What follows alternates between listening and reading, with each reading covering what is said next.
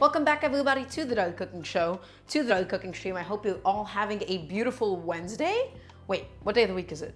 It's a Wednesday. Okay, excellent. I lost track of time for a second. If you're watching this live, it is 5 p.m. EDT. It is Wednesday, September 4th, and I see that we have all of my lovely sous chefs in the chat at the moment. Hello to Scribblo, hello to Sunny Peach Crush, hello to Trashcan Cat Mom, hello to Eliam, hello to Ali, hello to Tulina Chess, hello to Shy Chica, welcome on in, as well as to Everglee Yoon, Kishma9. It is lovely to have every single one of you welcome on in, and I hope you're all having a beautiful day today. Today's the start of a new week of the cooking show. We're finally getting back on track with some of our VODs, so you're going to be seeing more consistent uploads back onto the YouTube if you've missed any of the previous shows. I'm really excited about today's show. It's going to be something really simple. It's going to be something within our wheelhouse. And then we'll be also doing a dish that is very special to me, that I've never gotten a chance to attempt before in a home setting because I'm new to working with the phyllo dough. Thank you, Sunny Peach Crush. I appreciate it. So yeah, we'll have a little bit to get done today, but also, everybody, today is going to be back to basics in a lot of ways. I feel like doing bean dishes has almost become iconic of the cooking show, and for good reason. I love teaching you all how to use legumes, especially from dried legumes, because they're so cheap, they're so nutritious, and there's so much that you can actually do with them. In my case today, everybody, we're going to be making some Turkish food. We're going to be doing a white bean and sausage stew, not exactly Turkish, it's just more so inspired by some of the flavors, and then we'll also be doing a dish that I love to death called Sigara Boregi. And Sigara Boregi, I believe, literally translates as cigarettes. Also, Audrey, welcome on in. It's lovely to have you. Thank you for the Prime sub. And Kathy Queen, welcome on in as well. So, Sigara Boregi, basically wrapped in phyllo dough. It's going to be a mixture of different kinds of cheeses, and it's basically like a Turkish mozzarella stick. Not to, really take away from it, but it's crispy and it's warm and it's super, super delicious, and I want to get more comfortable working with phyllo dough. So, that was my inspiration for today, everybody. I had a bunch of this leftover phyllo dough sitting inside of my fridge, and inside of it, we're going to be wrapping up this mozzarella and this feta cheese as well. I want to get more into using pre-made doughs. I'm not into making doughs at home myself. I'm not going to make my own phyllo dough. I'm not going to make my own puff pastry, but I want to see the world of potential where I use pre-bought phyllo dough. So I want to see all the different things that we can do with it, and I want to see if in my mind we could recreate Sigara Boregi. Okay, so everybody, some phyllo dough sheets, super, super thin, and I'll teach you guys how to navigate and work with it, okay, because it's a little bit technical sometimes. Next, I'm going to go ahead and put that down behind me. Let's go ahead and talk about some of the other ingredients I wanted to use up today. This is also partially inspired by the fact that I had about like half a little block of feta cheese left over, and this is going to get mixed in with the mozzarella cheese. Feta cheese by itself, it tends to get a little bit wet. It doesn't melt like super stringy, so that's what the mozzarella is there for. The combination of the two cheeses, of the mozzarella and the feta is going to give us a lot of the saltiness that we're looking for. It's going to give us that taste, and the mozzarella cheese is there to help us melt up nice and beautifully. So, a little bit of feta, a little bit of mozzarella cheese as well, and I wanted to use up my leftovers because everybody, that is what cooking at home is always about. Next, I have some white beans that I've had soaking in some water. Okay, and I've had these soaking for a few hours, and this is mostly to get rid of some of the substances, some of the compounds that cause some of the gassiness that beans are quite notorious for, and it's also going to help expedite the cooking process. This also makes the skins a little bit more flexible so that it holds its shape better as it cooks through the soaking process. You don't have to do it, but I'll be teaching you how to make beans in the pressure cooker, my friends. I love doing beans in a pressure cooker because, again, always at the end of the day, dried beans, they're cheaper, they're delicious, and you guys have a lot of control over the final taste and texture. We've been using canned beans a little bit as I've been working through my supply of leftover canned beans, but I want to get back into the habit of making beans from scratch and pressure cooking them, and that is my favorite way to do them at home. I love doing stocks, and I love doing beans in a pressure cooker. It's so easy, and it's so fast, and just about anybody can do it. You can do it in a pot, but it requires a little bit of babysitting, some of the protein stick and burn. Everybody, I love pressure cooking my beans, and that is what I'm here to teach you and show you how to do. Okie dokie. So that's going on, that's happening. Next, everybody, the next thing I wanted to go ahead and get rid of was this leftover amount of spinach. I had my lovely friend Sedona over for dinner on Monday, and we bought some spinach, and I wanted to go ahead and use it up. Beans and greens are one of the most old pairings known to all cuisine. Greens, they help to liven things up. It gives you a little bit of that delicious fresh bite to it.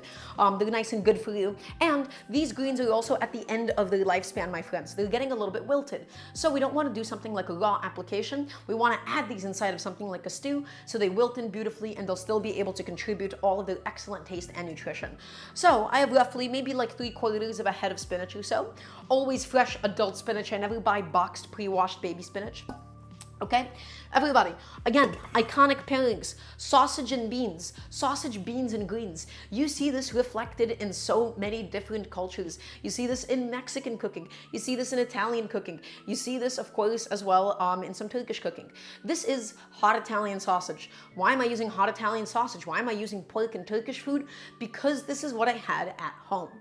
I implore you, my friends, use up the things that you already have. I had a big box of frozen sausages inside of my freezer, these really tasty hot Italian ones, and we're gonna add them in. Feel free to use andouille, feel free to use chorizo, feel free to use hot Italian, sweet Italian. You could even do, just anything that you have around, my friends. So as long as we're starting from a nice raw sausage, it's going to come out nice and delicious at the end of the day. This is all about using up leftovers, and the most important bit of authenticity is to use up the things that you already have available to you. Can I please get a yes chef from everybody watching? Gonna go ahead and put that down behind me. Next, everybody, I had some of this red pepper paste I wanted to use up, and this is going to be used to give our stew a little bit of spice. It's going to give it a little bit of extra heat. I also have some red pepper powder. This is gochugaru. I'm not gonna be using Aleppo pepper because I don't have Aleppo pepper. I have gochugaru instead, and gochugaru and Aleppo pepper absolutely interchangeable, my friends. So, gochugaru and some red pepper paste. This is gonna add the heat. This is going to add in a little bit of sweetness, and that is going to allow us to really develop the flavor inside of the stew. Next, it would not be Turkish food, my friends, without a bunch of fresh greens. Also, Windows blue screen of death. Thank you so much for the sub. I have some parsley and I have some fresh mint. Ideally, I would also have some dill. I couldn't find dill, so we're gonna use parsley and fresh mint in everything that we're making today, my friends, okay? And it's going to be nice and delicious. So I'm gonna go ahead and put that behind me. Next, I have some scallions because we already have some, and let's go ahead and use them up. We'll cut them up, we'll use some of it as garnish. I love scallions with my beans. It's going to go ahead and make everything nice and allium-y, give it that nice little bit of taste. Next, everybody, speaking of alliums, we got garlic, we have onions, and then we also have a nice yellow onion, a lemon. Lemon is not a yellow onion. I think I should probably clarify that, given I just messed up. I have a lemon as well, because with beans, it's amazing to have a little bit of kick of acidity, my friends. I'm telling you, this balance between greens, beans, sausage, and acidity, you see this absolutely everywhere through every single cuisine. And so, we're just making this a little bit Turkish. How do we know that this is Turkish? Well, it's going to have the inclusion of the red pepper paste inside of it. We're gonna be using white beans, and we're finishing it with parsley and mint. Changing up the kinds of greens and herbs that you're using in some of your spices, it puts you in different places, okay? So that's gonna be the rough synopsis of the ingredients. And also, everybody, I had one little potato left over. I thought, hey, I may as well also throw this potato into the stew that we're doing today because we already have it. Let's go ahead and use some of it up, and it'll be nice and delicious inside of it, right? It's just gonna give us that nice little starchy bite. I had a leftover potato, and so we added inside. This is very much so home cooking. This kind of a stew is the thing that you can reheat throughout the week. You make a nice big batch of it, you eat it with some rice, you eat it with some lentils, you have it with a little bit of bread or something, and it's all gonna be yours, my friends. So I wanna show you how to make delicious, accessible, affordable home cooking. This is sausages and beans and greens, some of the most affordable things that you could possibly buy, and you're getting a lot of nutrition in exchange for that as well, okay? So that's what I'm here to show you how to do. I'm here to show you how to fall in love with beans, how to show you how delicious and amazing and incredibly fulfilling they can be, and we're gonna use up some leftovers and make a dish that I love, which is Sigara Boregi. I grew up eating Sigara Boregi because I grew up in a very Turkish neighborhood in Brooklyn. We would always go out for Turkish food. Russians love going out for Turkish food, and it was always an appetizer that I loved. We're going to try a couple of different methods to cook it. This is going to be very off the book, not really following any other recipes, because I wanna build up a feel. Okay? This is a very important concept, everybody. Building up feel and the danger of recipes. Following a recipe exactly and not really trying to think about each step. Not thinking about, hey, why do I use this much oil? What happens if I do this temperature? It doesn't actually help you to learn. So I want to try my Sigara Boregi by doing them in the convection oven and brushing them with olive oil and seeing if that actually has any noticeable impact. If I could still get it nice and crispy despite not frying it. I'm not crazy about frying things at home because I find it to be quite wasteful. Okay, and so I'm gonna be trying my own method because I want to get more comfortable with phyllo dough. So I need to be ready to mess up today. I'm going to be ready for my Sigara Boregi to not have the right taste, to not have the right consistency, because today, my friends, we're going to be experimenting and going a little bit off the book here. Right? I want to learn how to navigate these ingredients that I'm not necessarily the most familiar with. When it comes to a white bean sausage stew, every single day of the week, I can do that like off the back of my hand. So we're gonna be prepared for a little bit of failure if it doesn't go all that well, and if it goes well, then huzzah. Ugh, I don't want to say huzzah, that was a little embarrassing. So, everybody, with that being said, a little bit of housekeeping. For those of you that are not supporting me on the Patreon and have the means to do so, please check out the Patreon. You can type in !Patreon in the chat because that is the best way to directly financially support the cooking show. My goal is to be able to do this full time one day, and so any and all support there goes a long way. So please click onto the link if you can. Next, everybody, if you have any cooking questions whatsoever, I'm here to teach you how to cook at home, so feel free to ask. Don't be shy. It can be just about anything. There's no such thing as a bad question. And with that being said, my friends, we can begin. The first thing I'm going to go ahead and do is talk about some of the beans that we have here today. So these are Great Northern white beans. And so, everybody, generally speaking, the methodology for cooking any kind of bean is going to be the same. ARC317, welcome on in. It's lovely to have you. I find that with the exception of chickpeas, the only thing that really changes how a bean cooks is the size of them, honestly. They all have a similar enough texture, not to say that all beans are the same, but I feel like a lot of people romanticize the difference in the beans. They look different, but by the time they cook down, guys, honestly, they might not necessarily be always that different. Different cultures use different beans. In this case, I'm going to be using white beans. And the first thing that we did, everybody, is we soaked it in some water for a few hours. Now, soaking beans in water is not necessarily essential, but this is for digestive reasons more than anything, because we are getting rid of some of the I believe it's called the oligosaccharides. I forgot exactly how you spell it. If somebody could please Google it and type it in the chat. That is responsible for some of the digestive issues that people experience with beans. Second of all, because this is going to be going into a stew, we pre-soaked it in a little bit of water, and let me explain why. Really similar concept to lentils, which is by pre-soaking it, you make the skins a little bit more flexible. The issue with immediately jumping into pressure cooking is that the harsh boiling, the moving around, and how dry the skins are, especially for an older bean, it can cause them to split and turn a little bit more into mush. Now, that might be ideal for something like refried beans, but in my case today, everybody, I am not going to be doing refried beans. I want like intact beans inside of my stew with a little bit of gloopiness. So all I did was I soaked them in some nice cold water for a few hours. You can do it overnight if you really want to, but this already has helped to become a little bit more flexible, my friends.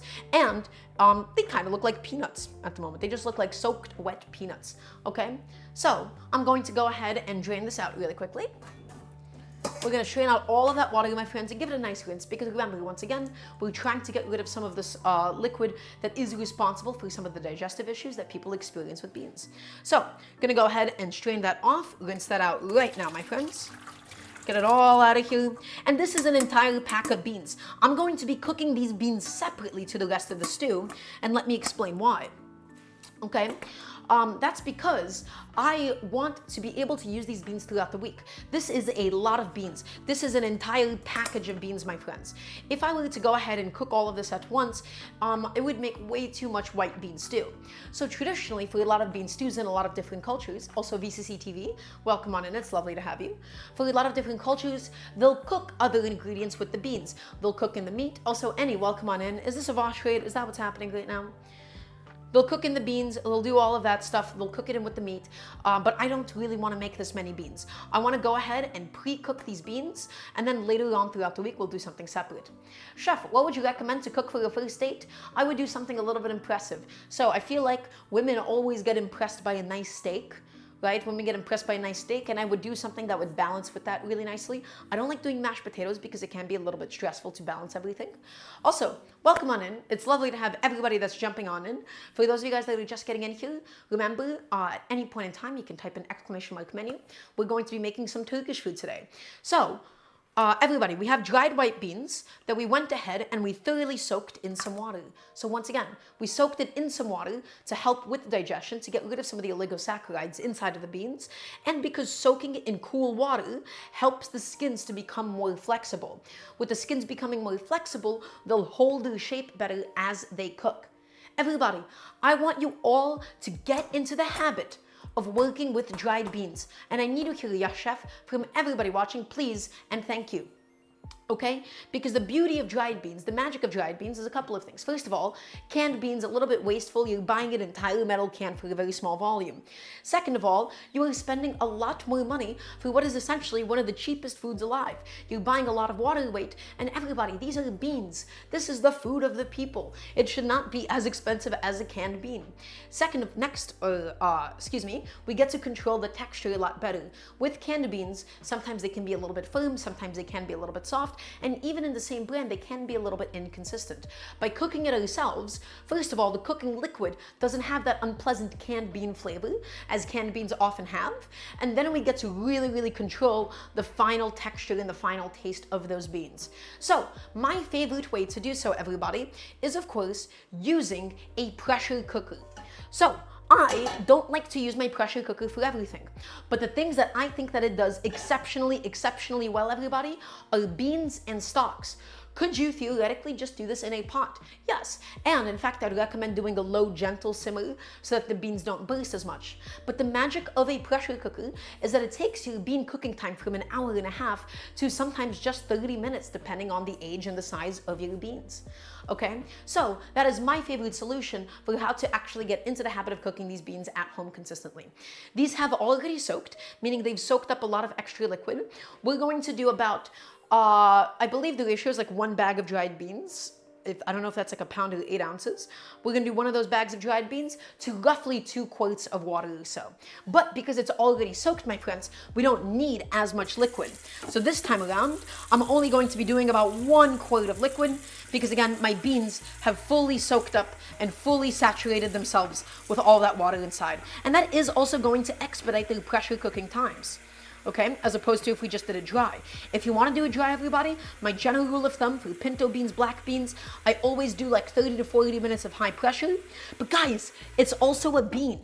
The magic of a bean is, even if you overcook a bean, it's still going to kind of be delicious. You don't have to worry about it too much. You don't have to stress out about it. You're going to do this and you're going to build up a little bit of consistency. Again, I want you all to get out of the habit of using dried beans, or canned beans, excuse me. I just told you to do the wrong thing. So, white beans, we're going to go ahead and add them inside. And white beans are just used all the time in Turkish cuisine. Everything that I'm showing you is applicable for kidney beans and whatnot. And again, people romanticize a lot of the differences between beans. Everybody, I find that aside from beans that are super large, and aside from chickpeas, honestly, most beans, they do end up tasting more or less the same. The only thing that really changes is the texture of the bean depending on the size of it and depending on how thick the skin is. Okay? So, we're going to go ahead and add that into my pressure cooker pot. And everybody, again, your ratios don't have to be perfect. This is a bean stew that we are doing here. Okay, so let's take it easy a little bit. Next, the magic of also doing a pot of beans is that it's a very nice way of using up a lot of scraps of food. Specifically, we're gonna have the onion top. We're going to be sauteing and cooking down an onion inside of the bean stew itself, but we can go ahead and use some of the scraps of the onion to go ahead and flavor the beans as they cook, really similar to how we would do a chicken stock. So, I'm slicing off the head of the onion. Okay, and all I'm gonna do, my friends, we have this weird little slightly moldy bit inside of the center. So all I'm gonna go ahead and do is I'm gonna slice this in half. I'm gonna pop out this weird little bit inside because that does not seem like it would be particularly good for eating. Okay, away she goes. Goodbye, my friend. And let's go ahead and peel off all that dirty skin, and we'll probably give this a little bit of a rinse as well. We could keep the onion skins if we gave it a bit of a better wash, but in my case, I'm not gonna bother with any of that. Yeah, this onion, not the best in the world, but it's okay, everybody. We'll process it up, and now I'm just gonna go ahead and give that a little rinse under some cold water and throw that into my pot. Give that a little bit of a rinse and throw that bad boy inside. We're going to do the same thing with the rest of the onion scraps, my friends. So we're going to take the onion, we're going to slice it in half lengthwise, get it ready for later on today, okay? And now, we're just going to peel off, as we always do when we peel an onion, guys. I always like try to peel off like the first chunk of flesh because the chunk of flesh on the outside tends to be really, really papery. So in the process of peeling it off, we can go ahead and save some of those layers that would otherwise be too papery for us to go ahead and add directly inside. I'm peeling it off. And we're just gonna go ahead and add it into the pressure cooker pot as well. Everybody, once again, if you don't own an Instapot, if you don't own a pressure cooker pot, I really recommend investing in one because it saves you so much money by the end of it. The amount of times that you're making your own chicken stocks and the amount of times that you're making your own beans out of this, you will end up making a good amount of your money back with a little bit of time, my friends. So, once again, really, really, truly recommend investing in one. It makes your life so much easier, and I'm here to show you how to make delicious home cooking, okay? That I'm just gonna go ahead and toss aside. I can probably go ahead and throw this in as well. Again, a really nice way of using up some excess vegetable scraps. And the only thing is for later, we wanna get rid of this weird little chunk of onion that seems to be overgrown and molded over slightly. Again, it's not the freshest onion in the world. It sometimes happens, everybody. Let's go ahead and get rid of it right now while we're at it, okay? So away she goes, beautiful. And I think as for my scallions, I've already used up the scraps. So all of this is going to get sauteed and added into the stew. Next, we can keep on using up a lot of our scraps, my friends. If we had the scallion ends, I think I'm going to use them up for another stock, as I mentioned before. The scallion root ends are a very, very nice way of using them up as well. Beans and alliums, my friends, they go hand in hand. They're a perfect marriage. Beans have a lot of marriages, okay? They really want to hold hands with alliums. They want to hold hands with herbs. They want to hold hands with greens. And they want to hold hands with sausages, okay? So they're playing the field. I don't know if I can call beans, never mind, I'm not gonna say that on stream. I take that back. Okay, everybody, next, let's go ahead and get some parsley stems because we're going to go ahead and be using parsley today, but parsley has really tough and woody stems. The tough and woody stems, in my experience, don't necessarily make for the best eating, but they still have a lot of flavor, okay? So let's go ahead and make the most out of that flavor, my friends. Let's make the most out of that flavor. We're going to be using all of this lovely, beautiful parsley today. Okay, it's going to go into the Sigara Boregi and it's also going to be going into the stew. And so let's go ahead and get as much flavor out of those lovely stems as possible, my friends. So in we go. Let's go ahead and grab it and just start plucking away all those lovely little leaves. We'll be using the leaves later. As always, everybody, the best way to store your fresh herbs is in a Tupperware with some paper towel. So take it and pluck it, and I don't gotta teach you how to pluck it. Does anybody have any questions for me in the meantime, while we go ahead and do this slightly repetitive step? So yeah, everybody, welcome on in. This is the best cooking show on Twitch. I'm here to help you guys learn how to cook at home, and I'm here to show you how to make affordable, accessible home food. I'm here to show you how to transform different kinds of restaurant dishes in a way that's more acceptable in a home setting, and to show you how to make food that can last you a week. That is why I'm showing you this bean and sausage stew, everybody. This is the kind of a thing that you keep leftovers of, and it only gets better and better as the beans get mushier and they soak everything up. What do I think of Mongolian barbecue? So here on Queen, here's the thing. Mongolian barbecue is not actually really a thing in New York. It isn't Mongolian particularly at all, is my understanding, right? As are, a lot of different things and concepts that we have in American food, but it's not particularly Mongolian, and I don't really know how it started. I've never actually been myself. And it just seems a little bit gimmicky from the outside. It seems a little bit gimmicky in the same way that like fondue restaurants are a little bit gimmicky. And I'm sure they can be fun with other people in a bit of a communal setting, but I think I have a little bit of distaste with calling something Mongolian barbecue when it's not really Mongolian. Similarly, everybody, Hawaiian pizza has nothing to do with Hawaii whatsoever, and neither do pineapples, is my understanding as well. I think that was just something, there's like a lot of history around pineapple pizza and Hawaiian pineapple pizza and the idea of pineapples being Hawaiian. There's a lot of ideas there about how like it was done to cover up some of the atrocities done and conducted in Hawaii. there's like a whole thing on it about how Dole was using it to like cover up some of like their imperialism, and they were adding in crops and agriculture. I'm not necessarily the best at this, but I've definitely seen and read about it before. So I don't know if there is somebody out there that's a little bit more knowledgeable on it. But that really just ties into, I think, a lot of the culture of food and a lot of the cultural insensitivity of food sometimes. And how, we will brand things as exotic. We'll brand them under cultures and labels that they don't necessarily belong under to try and get them to sell. And Hawaiian pizza and Mongolian barbecue, I mean, Hawaiian pizza isn't as like egregious in like the same way, neither is Mongolian barbecue, right? It's not like, people are dying over Mongolian barbecue or anything, but I do think the history of pineapple in Hawaii is actually quite a troublesome one. I might be talking out of my ass. I've just seen multiple videos and a few things about it before. So maybe I should go ahead and do some research, and then I'll be able to talk about it better in the future. Unless there is somebody here who also wants to do, a quick little Google search as well. So everybody, all I'm doing, we're just plucking the parsley stems, getting them out of here. Because again, some people, they like to say they include it because it has all the flavor, and that's true.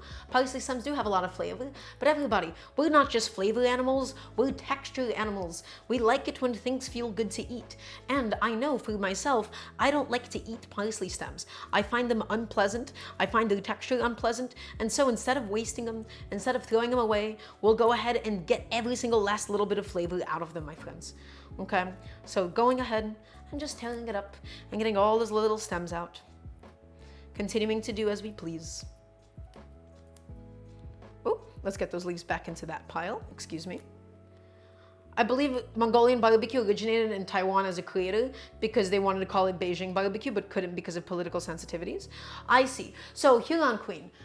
There is actually quite a few of those kinds of instances in East Asian cuisine. Specifically, in Chinese Cooking Demystified, they talk about this quite often. A lot of dishes in East Asia, specifically like within China or within Thailand or within like Singapore, right?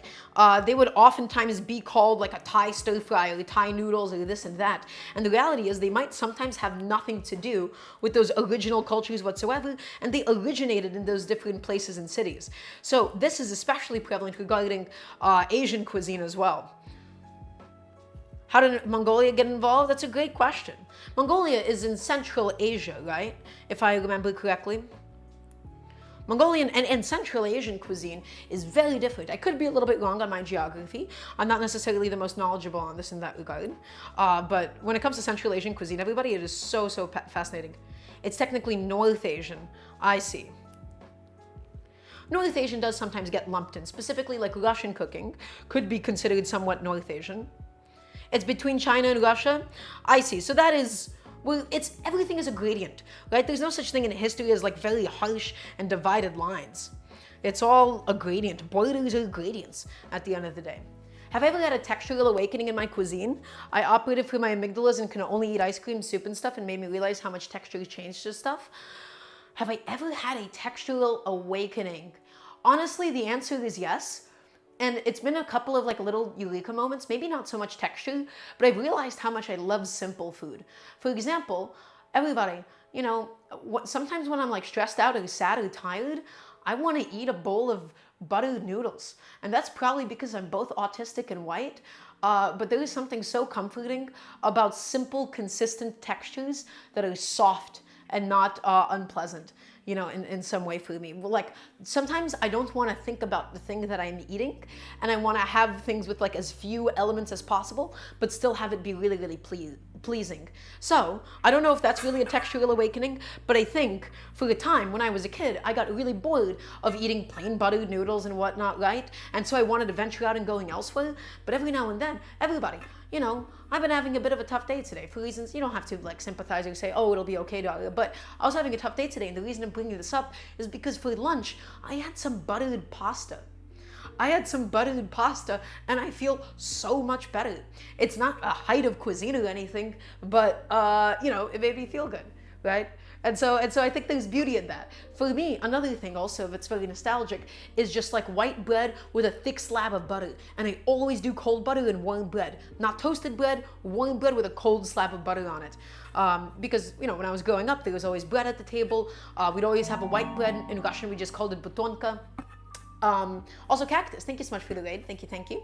We always called it butonka, and you know, I would just bite into that squishy, soft, like white bread, a little bit chewy on the outside, and I would get the butter right up to the edges, and I've always found it to be very pleasurable. And so, have fun cooking. Thank you, Cactus. I appreciate it. Hope you had an excellent stream today. So what am I trying to say? I really appreciate the simple textures in food sometimes. Food does not have to be super complicated all the time. You know, it doesn't always have to be perfectly meeting your nutritional requirements. It doesn't have to be anything. It can just be really, really simple. How do you spread cold butter? You don't, Serena. I take a bunch of little slices of butter and I stack it in there, and then I use my thumbs to press it into the bread itself. That's how I always did it. And in my mind, I've always wanted a restaurant, like if I ever had like a Michelin-starred restaurant of some kind, in order to create food that would be really like speak to me, the thing I've always imagined serving, like as a first course, as my bread and butter course, would be a perfectly circular slab of bread and a perfectly circular slab of butter that is as thick as the bread itself. Cold butter, slightly warm bread, not melted. And it's just like a very powerful food memory for me. And even if people like it or don't like it, that's always been something I've thought about serving to people as like, you know, this is something that I very uniquely like, you know. My grandma puts butter in the freezer. Yeah, freezers are actually a very nice way of preserving butter, as long as it's nice and wrapped up. You want to make sure it's not exposed, because fat tends to absorb the smells of things around it. As thick as the bread itself, chef, that's insanity, I know. And that's why I've always wanted to do it. So everybody, all of my leftover parsley stems, let's go ahead and just throw that into my pot of beans. We went on a bit of a tangent, I apologize. We finished prepping all of my lovely, beautiful parsley. And now we can go ahead and think about which other aromatics we would like to flavor our beans. So everybody, not all of these beans will be going into the stew today. We'll be saving them for another purpose in the future. So we want to flavor them with things that are not too heavy. We want to flavor them with things that can be abstracted to other cuisines. For example, things like garlic. Garlic is used all over the place. So let's say we wanted to go in a Mexican direction. Let's say we wanted to go in an Italian direction or something, right? Things like garlic and things like bay leaves can take us in those directions, my friends. Okay? So, garlic, I'm gonna go ahead and add it on in. And all I'm going to do, everybody, is we're going to give it a bit of a smash so that we develop some of the pungency of the garlic. Remember that you only get the pungency out of the garlic when you begin to develop allicin, when you begin to crush some of the cells. So give it a nice big smash, and we're not going to chop it up or anything because I want to be able to pick it out of the final stew. So there you go. Give it a little tap skis, give it a little smash skis, and now, last but not least, we give it a little peel skis. Right, we separate the papery skin from the nice soft clove underneath. Just like so. Everybody, today's food, it's all simple. This is all simple home cooking. This is things that I really want you to do. This is the kind of a thing that I want you to be able to take with you to work, right? A lot of people, I feel like they don't necessarily bring the best work lunches, or they feel compelled to go out. Learning how to make delicious food at home that's infinitely reheatable is so, so, so important, so that you can take it with you other places. You will not be incentivized to bring your own home food if it's worse than the options that you have available to you. So many people, we spend so much money going out for lunch every single day. It's nice as a little treat here and there, but everybody, ultimately, I would like to be able to create food that incentivizes me to take it as opposed to something else, right? It's not always going to be takeout, but we can create something that meets our nutritional needs, and it's still nice and tasty. So, garlic, let's go ahead and add that inside of my pressure cooker pot as well. Smashki, peelski, classic Russian culinary technique. That's right. That's how you know, everybody, that this channel is authentic. So, again, last thing that we're going to do is add some bay leaves, because bay leaves are used universally throughout so many different cuisines that we can give these beans flavor now and still not really worry about taking it too far into one direction or another. Okay? Bay leaves are so universal that it just still gives us a blank slate while developing some of the flavor of the beans themselves. I don't want complete beans cooked in liquid. I just want beans with a little bit of character and a little bit of love. So, bay leaves gonna be added inside. And everybody, that's going to do it for my pressure cooker pot of beans. We're going to do this separately, once again, and I don't want my other ingredients to cook with the beans because I don't want to make a big batch of bean stew today. We're going to save these white beans and use them for something else later on. So everybody, what do we have here? we have my bay leaves, we have my garlic, we have my onion scraps, we have my parsley stems, and we have a bunch of soaked white beans. I love doing this in a pressure cooker because it saves us so much time, and it's a very nice, accessible way of getting into the habit of doing dried beans in a home setting. So I want to hear a nice yes, chef. We're gonna go ahead and pressure cook it now. Okay, not enough folks use bay leaves, that's right, and they're not aggressive enough with the amount of bay leaves that they add too. We're going to pressure cook this on high pressure. It's already been soaked, so I'm gonna say 20 minutes and then natural pressure release. But everybody, I'm gonna let you in on a little secret. Ready? If you overcook the beans, who gives a fuck? They're gonna still be delicious. It's gonna go into a stew. Yes, ideally, I would like them to be able to hold on to their texture so that we can go ahead and bite into them every now and then. But if we overcook these beans, that's delicious too. And that's okay, that's fine. That's how life goes sometimes. And so I've soaked these. I have roughly an amount of water. It doesn't have to be perfect for something like this. It's not going into a food service setting. And if it overcooks, guess what? We can make refried beans out of it. This is not the kind of thing that, you know, you need to have the ideal texture for. So high pressure, I'm gonna do 20 minutes of high pressure and then do natural pressure release for about 10 minutes. And then it'll get done. It'll be perfect and it'll be all ready to go, my friends. High pressure. Starting now.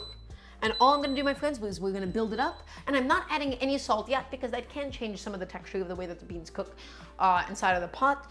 And then the beans will be able to effectively soak up some of the salt that we do in the rest of the sausage stew. We also don't know if we're going to be doing refried beans. We don't know what we're going to do throughout the week with these. So it's nice to keep them as a blank slate at this stage and at this point in time. So everybody, I'm going to go ahead and take a second to put away some of the things we don't need, specifically the parsley, because we've already gotten it off the leaves. And remember, when you cook at home, you absolutely must clean as you go. Clean as you go, and you will have a nice, clean kitchen by the end of it. So, what do we actually now have left for us to do today, my friends?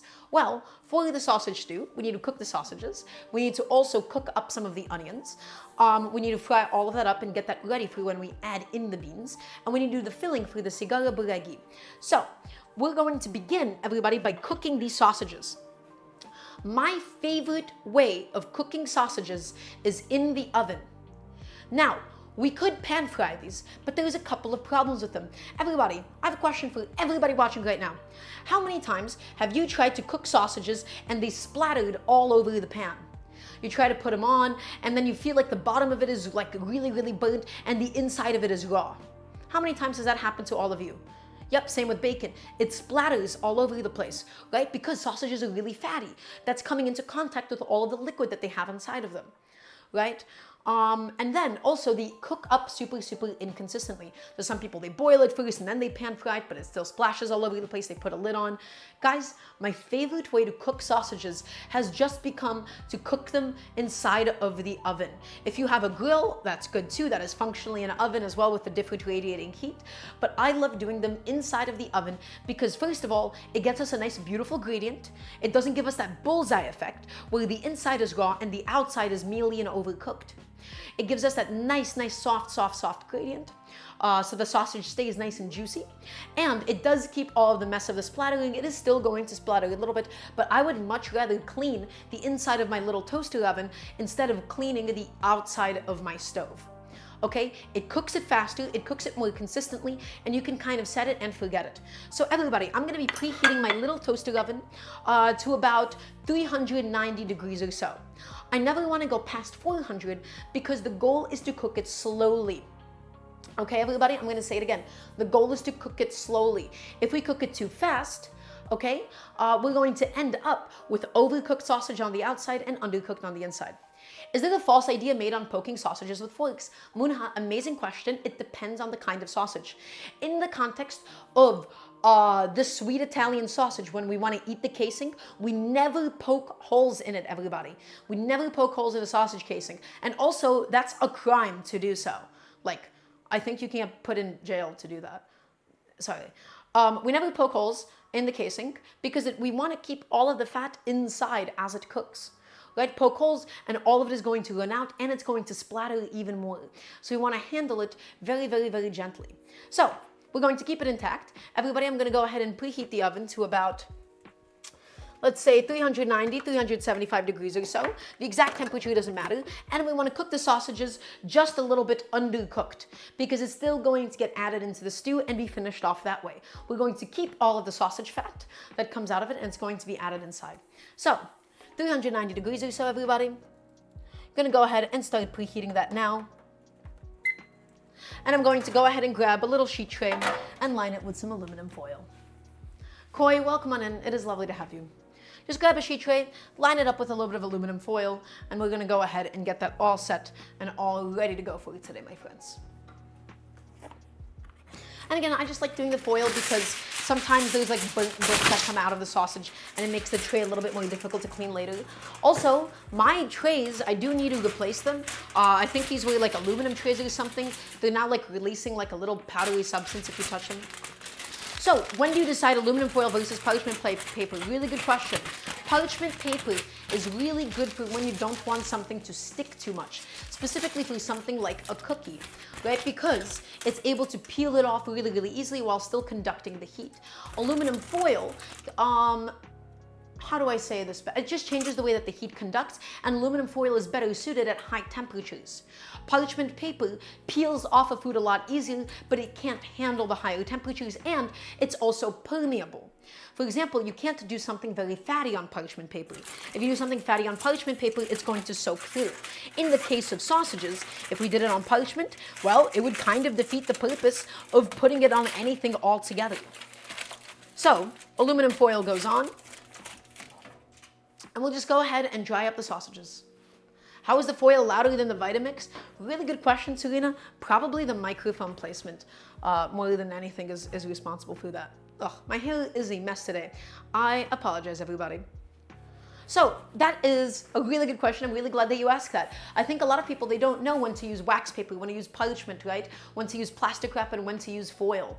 And so people just kind of go with whatever recipes say, but ultimately rule of thumb is parchment is better for lower temperature cooking, especially baking, and you're not doing something super, super permeable. Nothing too wet, things like doughs, okay? And you want things that can risk sticking, something like a cookie.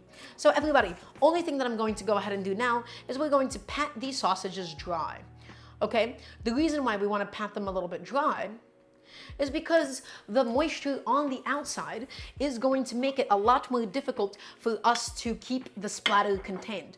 By patting these bad boys dry, right, these have just thawed. I bought this really, really nice box of good quality hot Italian sausage from my local butcher, right? They've been defrosted, and guess what, guys? Meat releases a little bit of liquid as it unfrosts, right? That is inevitable. It will always, always happen. So I'm just taking it and I'm patting it a little bit dry and getting rid of some of that excess liquid. It's going to help it to brown up nice and easily once it actually goes inside of my toaster oven. So I'm moving it around just like so. Why did I crumble the foil? I didn't mean to quite. It was accidental. Are there situations where you need plastic wrap and nothing else? So Moonha, really good question. The answer is, unfortunately, plastic wrap is kind of the best at its job. Plastic wrap is malleable. It's able to perfectly wrap around something regardless of the size or the shape of it. And that's important when you want to remove as much oxygen from something as possible. Let's take a piece of curing fish, for example. If we put it in a Tupperware, there's so much oxygen around it that it could cause it to dry out. By wrapping it in plastic wrap, it stops it from drying out that way. I really do not like cooking with plastic wrap at all. Some people, they sous vide with plastic wrap, right? Some restaurants, they'll cook with plastic wrap, they'll wrap rice in it and they'll put it in the oven or something. It does leach little things that we don't really want to eat, and it's also not particularly good for the environment. So I always try to come up with ways to not use it, unfortunately. Unfortunately, it's just really good at its job.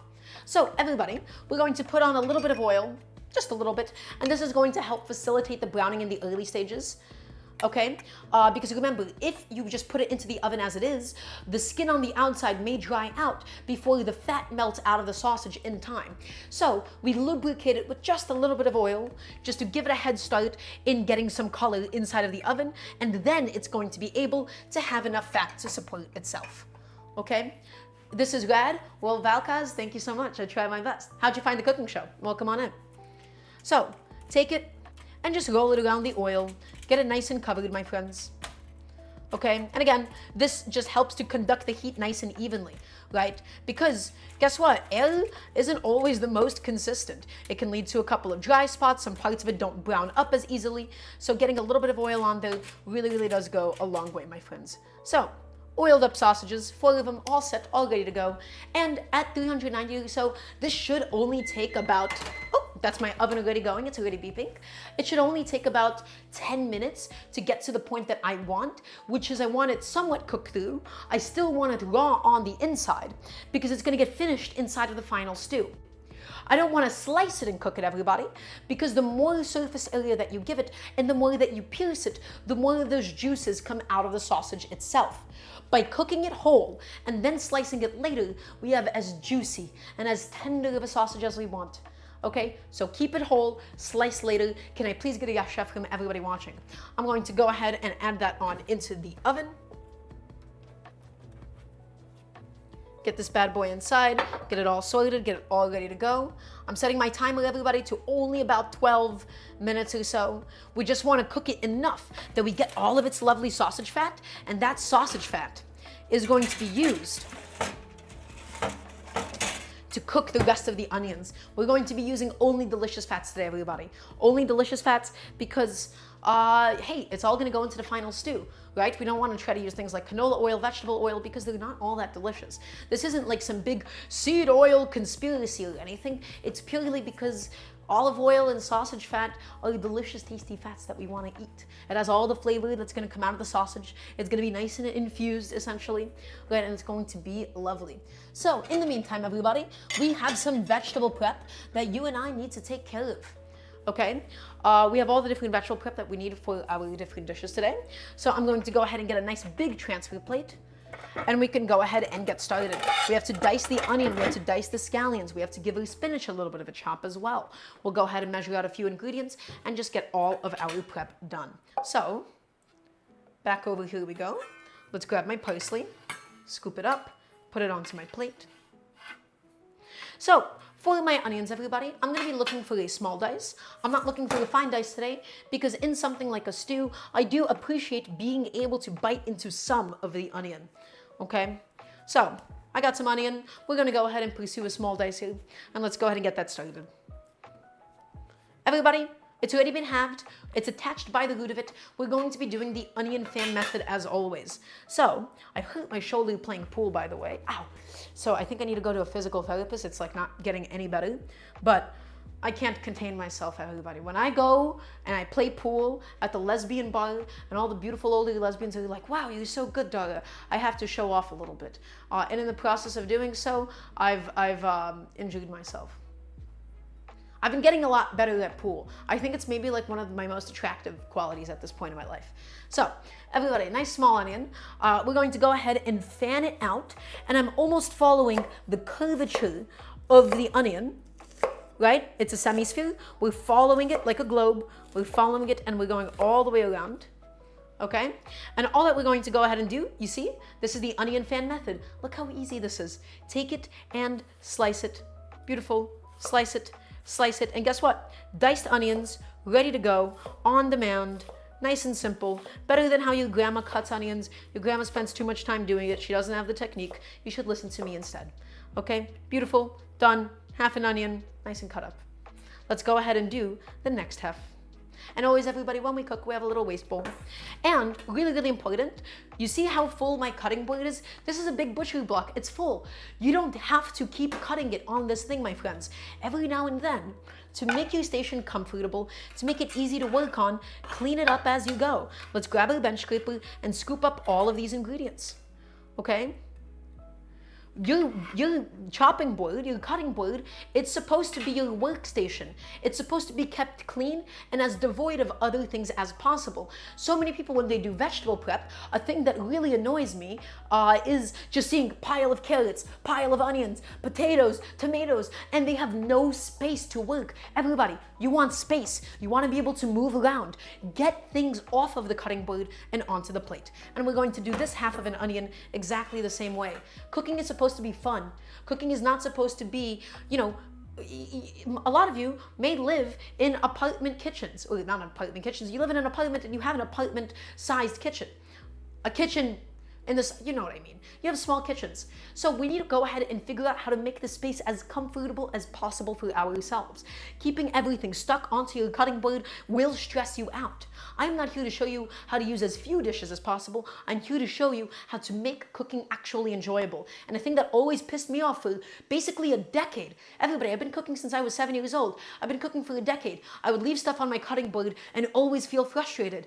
It's such a small change, but you have no idea how much better it makes your environment. Same thing with my computer desk. I make sure that my computer desk has nothing on it unless my mouse and keyboard, because sometimes I just want the empty space to put stuff on it and then take it off after.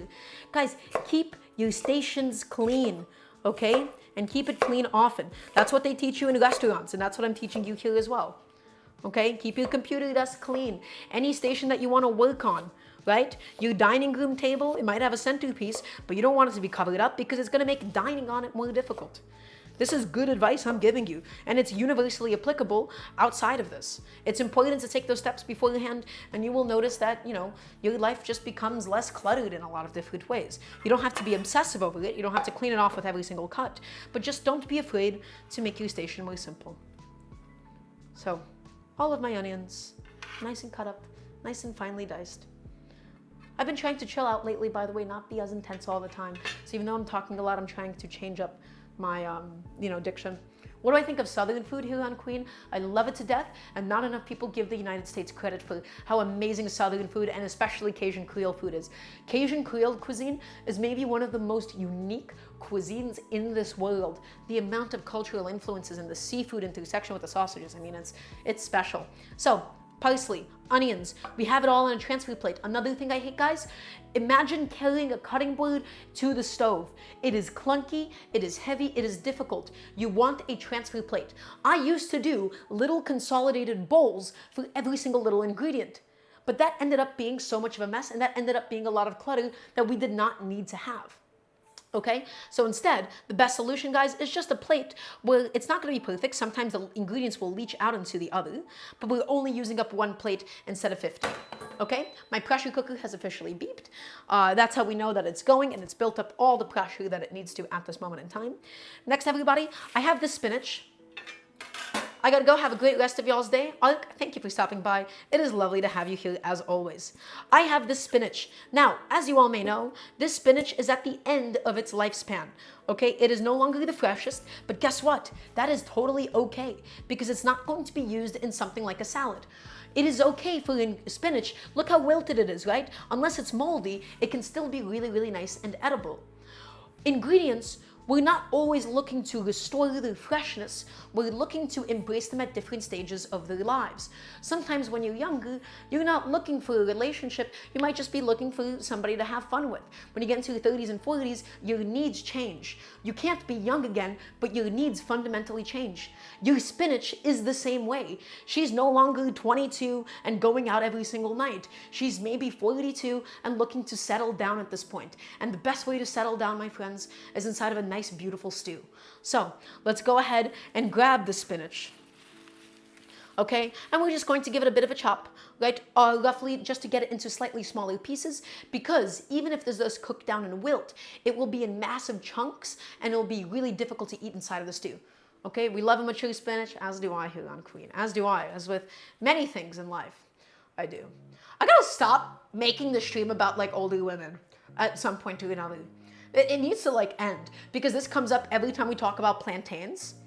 Okay, it stops now. This stops now. We're talking about food. I'm sorry to be worried about this. Okay, everybody, spinach. Take it, cut it up. Cut it up. Again, just roughly. Okay, and this just helps us to not have massive leaves inside of the final stew today. Do what feels natural, chef. Okay, thank you, Everglade. I appreciate the encouragement. Yeah, in my case, I think I talk about it way too much. I'm a little too alienating, a little too not advertiser friendly, I think, if I keep doing this, yeah? Maybe it's part of my brand, part of my shtick. It's like loving and it's respectful. Okay, so guys, slightly wilted spinach, right? It's a little bit old. She's not the freshest, and that's all right. Let's go ahead and grab it all and throw it back into the bowl. Back into the bowl she goes. Bolio-wigolio. I say that every time I play Binding of Isaac and I jump into the hole, I say Holio-wigolio. And so polio, we go there. Spinach, ready to go for today. Gonna go ahead and just move that aside. Next up, everybody, let's go ahead and process up some of the scallions today. I have leftover scallions in my fridge, and so I thought that would be a really nice time to go ahead and use some of them up because our onion is a little bit lacking. I'm just going to grab the thickest and the most robust of the whites. Least ADHD dollar stream, me, ADHD, I could never. Nope, not at all. Am I Vyvanced up right now? Absolutely. And even 30 milligrams of Vyvanse is not enough to contain me. Daramgar, unshackled. Honestly, everybody, I think I'm just going to go ahead and process up all the scallions. I don't really want a scallion garnish for today. I just want to get all of it integrated inside of my stew because, hey, it's there to add flavor, it's there to add sweetness, it's there to add that delicious allium note. So I'm going to go ahead and add in that into the dishwasher, out of sight and out of mind, as always, everybody. And let's just go ahead and give that all a nice little dice. Guys, your knife cuts for something like a stew does not have to be perfect. You can go ahead and just do a small dice on just about everything. It's a stew at the end of the day. The only time we want to be perfect is if we really, really care about its final texture. And so in the case of these scallions, everybody, small dice is going to do us more than fine. Just like so. And these are going to get sauteed alongside the onions. And they're going to come out nice and delicious. Love the vibe, great stream, thank you, Vexy. And if you guys loved the stream, it's time to chill a little bit, please, if you can. Money's been a little bit tighter this month because I've not been able to do my Brawlhalla work when I got sick with COVID. If you'd like to support the show and you have the means to do so, Patreon is the best way to do so. Because, I've turned off all of my advertisements. I'm not incentivizing subscribers here in any sort of way. I want this show to be free and accessible for everybody watching because my goal is to change the way that you cook at home. And if you have a little bit of extra pocket change, a tip or a donation as well through !tip or donate also does really, really help out, right? You don't get anything in return. I am not paywalling any kind of knowledge or information, everybody. There is a private Discord server if you do subscribe to the Patreon, but other than that, the only time you would do that is purely to, if you would like to help out. So, my sausages seem to be nice and done at this point, just as we finished up the scallions. Let's go to the stove. I hear knocking. I wonder if my neighbors are upset about the fact that I'm streaming right now. We'll deal with it later. So, let's go ahead and grab my sausages. And everybody, they've been only going for about 10 minutes or so because remember, I want them to be able to finish cooking inside of the final stew today. They're not 100% cooked through on the inside. They're gonna be nice and actually, we can put them in for longer. I didn't get as much sausage fat out of them as I would have liked yet. Okay, and all of that sausage fat I want to be able to put back into the stew. So I'm gonna put them back in and I can feel how pudgy they are still. About 6 more minutes inside of my oven, and I think then they will be perfect. So, add them back inside. 5 to 10, just to be able to extract a little bit more sausage fat, and I think that would be lovely. Okay, so back to this. We're continuing with the vegetable prep. We did the scallions, we did the parsley. We should go ahead and do some of the garlic now at this stage. I do hear that knocking, and I do hear it, and I don't know what that is.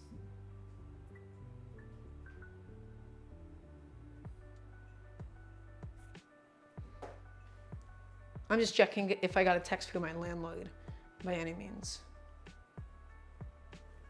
I don't think so. Okay, it's stressing me out a little bit. I don't know what's going on there exactly. So, let's go ahead and prep some of the garlic. Everybody, you always gotta have garlic when you cook. For just about anything and everything, maybe not a dessert. Let's go ahead and get a bunch of cloves.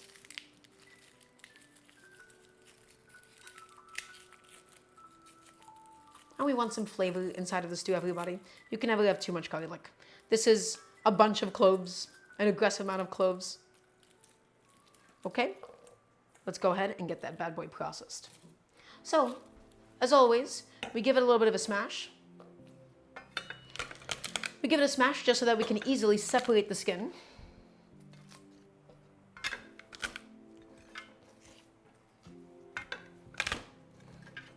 There you go. There you go. And there you go.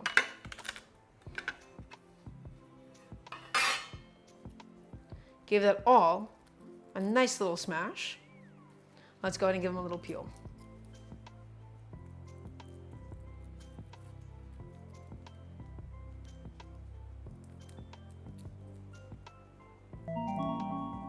Also, Tulina, thank you so much for the Prime sub. Thank you. I really appreciate it. And all I'm doing, everybody, is we've smashed them, so now we peel them. Really simple, really easy. Get it all done, get it all taken care of. One by one.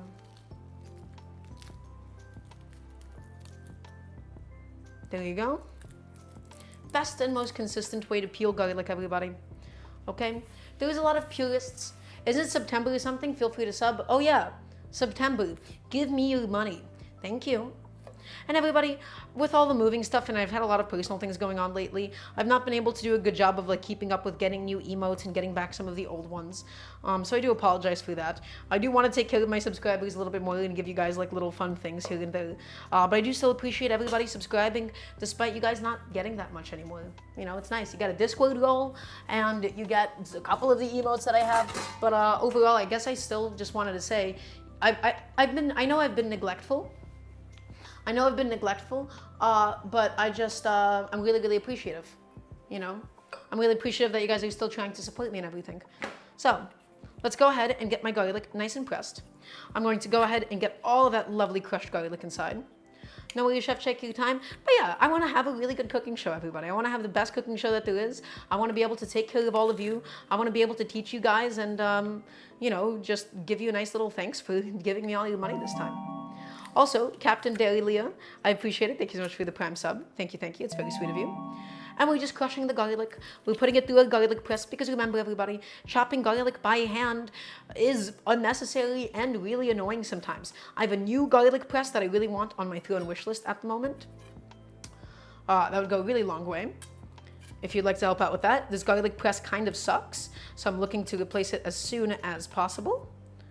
But it still does the job really nicely. It still allows us to process up all of that garlic all at once, and it does get some of it stuck inside. I really don't like chopping garlic by hand because it's so sticky.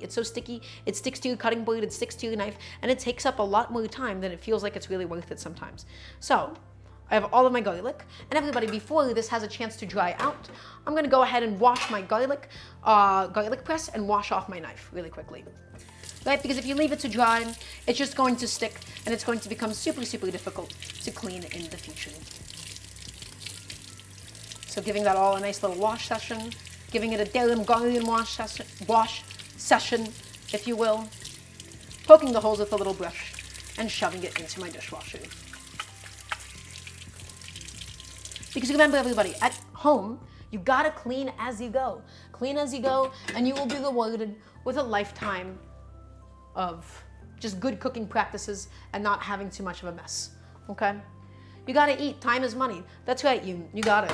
And so, this has just been you know, with all my different like moving costs and stuff, it has been high. My costs and expenses have been high. I've had to chunk away at my savings a little bit. And not being able to work last month through my primary source of income was also a little bit challenging, right? Because I got sick with COVID and then I missed my one event weekend. And that really sucked. So, not to make it too heavy or anything, I'm doing fine though. I'm not like in any precarious position. I could just use a little bit more elbow room. I'm going to go ahead and begin processing my potato. Okay, so, and everybody, you know, the more money that we have, the better that we can actually make the show and everything. I'm going to repurpose the bowl that I used for the beans. I'm going to fill it up with some nice cold water because if you don't soak the potato in cold water, it is going to end up oxidizing. It turns brown and it changes in its texture and in its flavor. So, filling up this bowl with a little bit of cool water, my friends. Is there a trick to make the feta hold itself? Is making it mix with the mozzarella? Absolutely, Munha. The mozzarella is what actually makes it really, really beautiful and chewy and stringy, right? As opposed to just being crumbly and wet, which is not what we're looking for. Everybody, I got a potato. This potato is a little bit older, so I'm going to be giving it a good old peel session. But we're going to get all of that skin off of it, all of it off, all of it out of here. And my sausages at this point, they're about to come out, my friends. giving it a little peel. If it was a slightly fresher potato and I wanted the texture of the skin in the final product, I would leave it in. In my case today, not so necessarily. So going in there, giving it a little peel, and every now and then I'm just going to go in and dig out any and all eyes that might be stuck in there. There you go.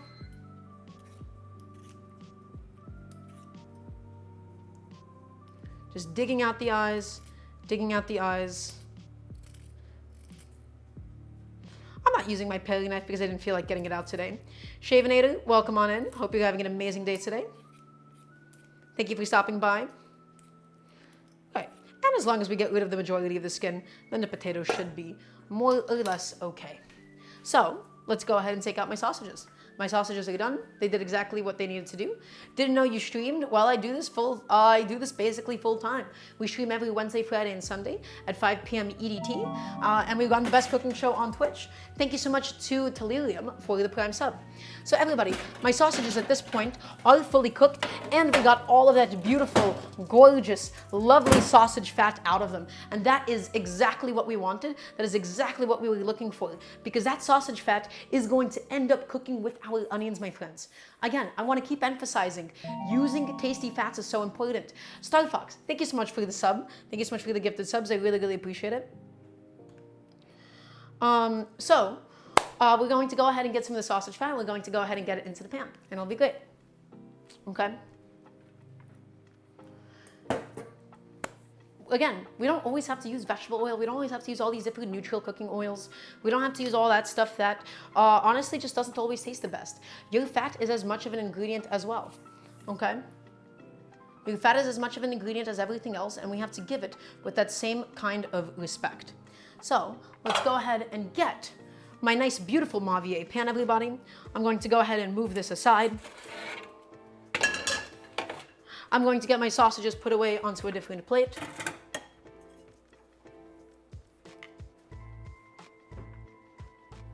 And everybody, look at all of that gorgeous fat that came out of it. Embrace the fat, everybody. Embrace the fat. Remember, this is as much of an ingredient as everything else is in today's dish. This fat has all of the flavor of the spices out of the sausage. We can use our existing fats. Now, this also has a little bit of liquid inside of it as well from the sausage. That is inevitable, so it is going to splash a little bit as it cooks and as it heats up, but that is okay, everybody. I love roasting my sausages.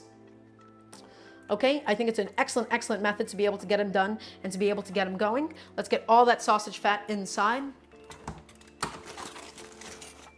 Okay.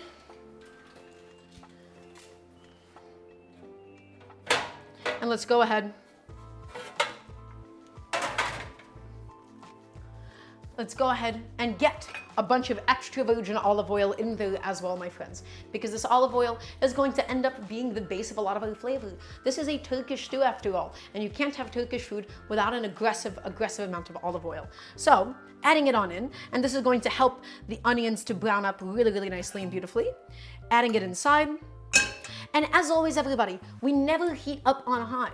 When you preheat pans on a high heat, what ends up happening is food scorches and burns and your oil smokes up a lot. In order to get no cool spots, in order for everything to be nice and evenly heated, we always heat up on low to medium low for a longer duration of time. So low heat, on she goes. Let's go ahead and continue prepping Mr. Potato in the meantime. So for my potato, just a nice small dice, I think is going to be more than fine for today. Take it, let's go ahead and cut it up into planks.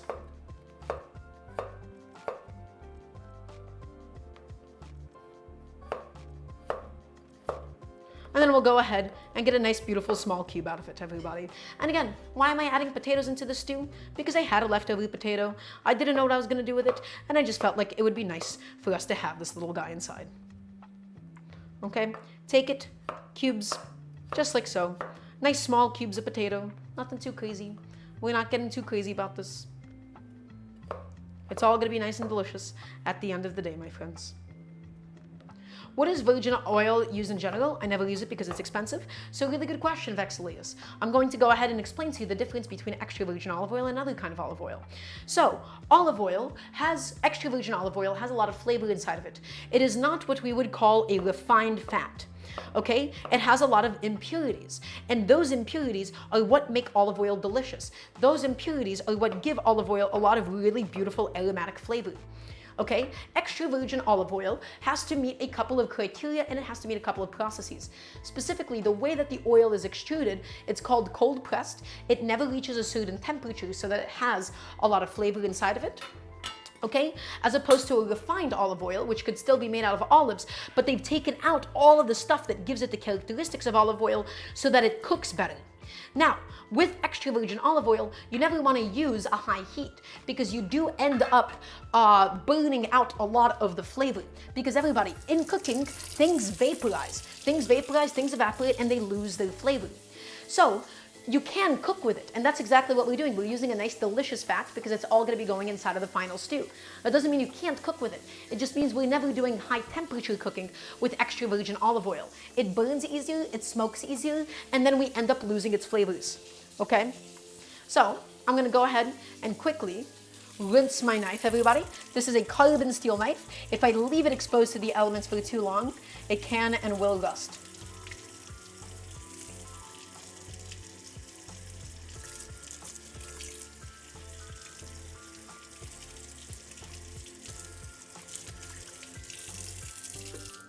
Okay, give that a nice little rinse, my friends. And I'm just gonna go ahead and make sure that it's nice and dry. Your knives are typically gonna be stainless steel. If you have carbon steel knives like me, you gotta babysit them. You gotta make sure they don't stay wet for too long. You gotta make sure they're not exposed to anything acidic for too long or anything. Okay, you can definitely consume olive oil in general. Oh yeah, absolutely, Craig. A lot of people, they say, oh, you should never sear with it, you should never saute with it. And the answer is, everybody, cooking is all variable. There is no such black and white things when it comes to cooking. It's all gray and nuanced. The answer is ultimately the more that you cook it, the more of its flavor that you end up losing. So you definitely don't want like a $50 bottle of extra virgin olive oil if you're gonna saute something with it. But at the same time, we can saute as long as we're never really doing a super high heat. So everybody, now let's get a nice yes chef. I want to make sure that you're all listening to me. I want to hear a nice resounding yes chef from everybody watching, please, and thank you. Okay, so super important. We're going to talk about, that is my pressure cooker beeping. Thank you. Even my pressure cooker is saying yes chef. We're going to talk about good sauteing fundamentals. A lot of people, they really mess up when it comes to sauteing and cooking their vegetables. Okay, they like to do a high heat for just a few minutes and they say that it's ready. You can't cook vegetables for such a short amount of time, especially things like onions and whatnot, because they're really wet. The moisture that is present inside of things like onions, inside of things like celery and other kinds of vegetables, everybody, they don't allow it to brown. The process of sauteing vegetables, it takes time. It takes time, it takes love, and it takes a little bit of energy too. What do I mean by this? Well, we can't just throw it in there for just a few minutes. We want to slowly heat up the pan to make sure there's no hot spots and cool spots. And the actual cooking process of the onion, my friends, is in 3 stages. The first is the collapsation stage. That is when we're releasing the water. At the same time, we begin entering the evaporation stage. That's when we evaporate the liquid. And only once it's collapsed and evaporated can we then actually get any meaningful color or saute it. Because the onions are just that wet in the beginning. So everybody, the only thing we really care about right now is collapsing the onions. Okay, we don't add the garlic in immediately because the garlic we do risk burning. Okay, so I'm gonna add in my onions, I'm gonna add in my scallions. It's all over a low heat, everybody. We're going to the stove. We're going to all of my beautiful, gorgeous sausage fat. It's splashing a little bit because it has some liquid inside of it, but that is okay, everybody. It is okay for it to have some liquid in there because we're about to introduce more in the form of the onions. So in all of it goes, and you can see it's glistening. And everybody, hear that sizzle.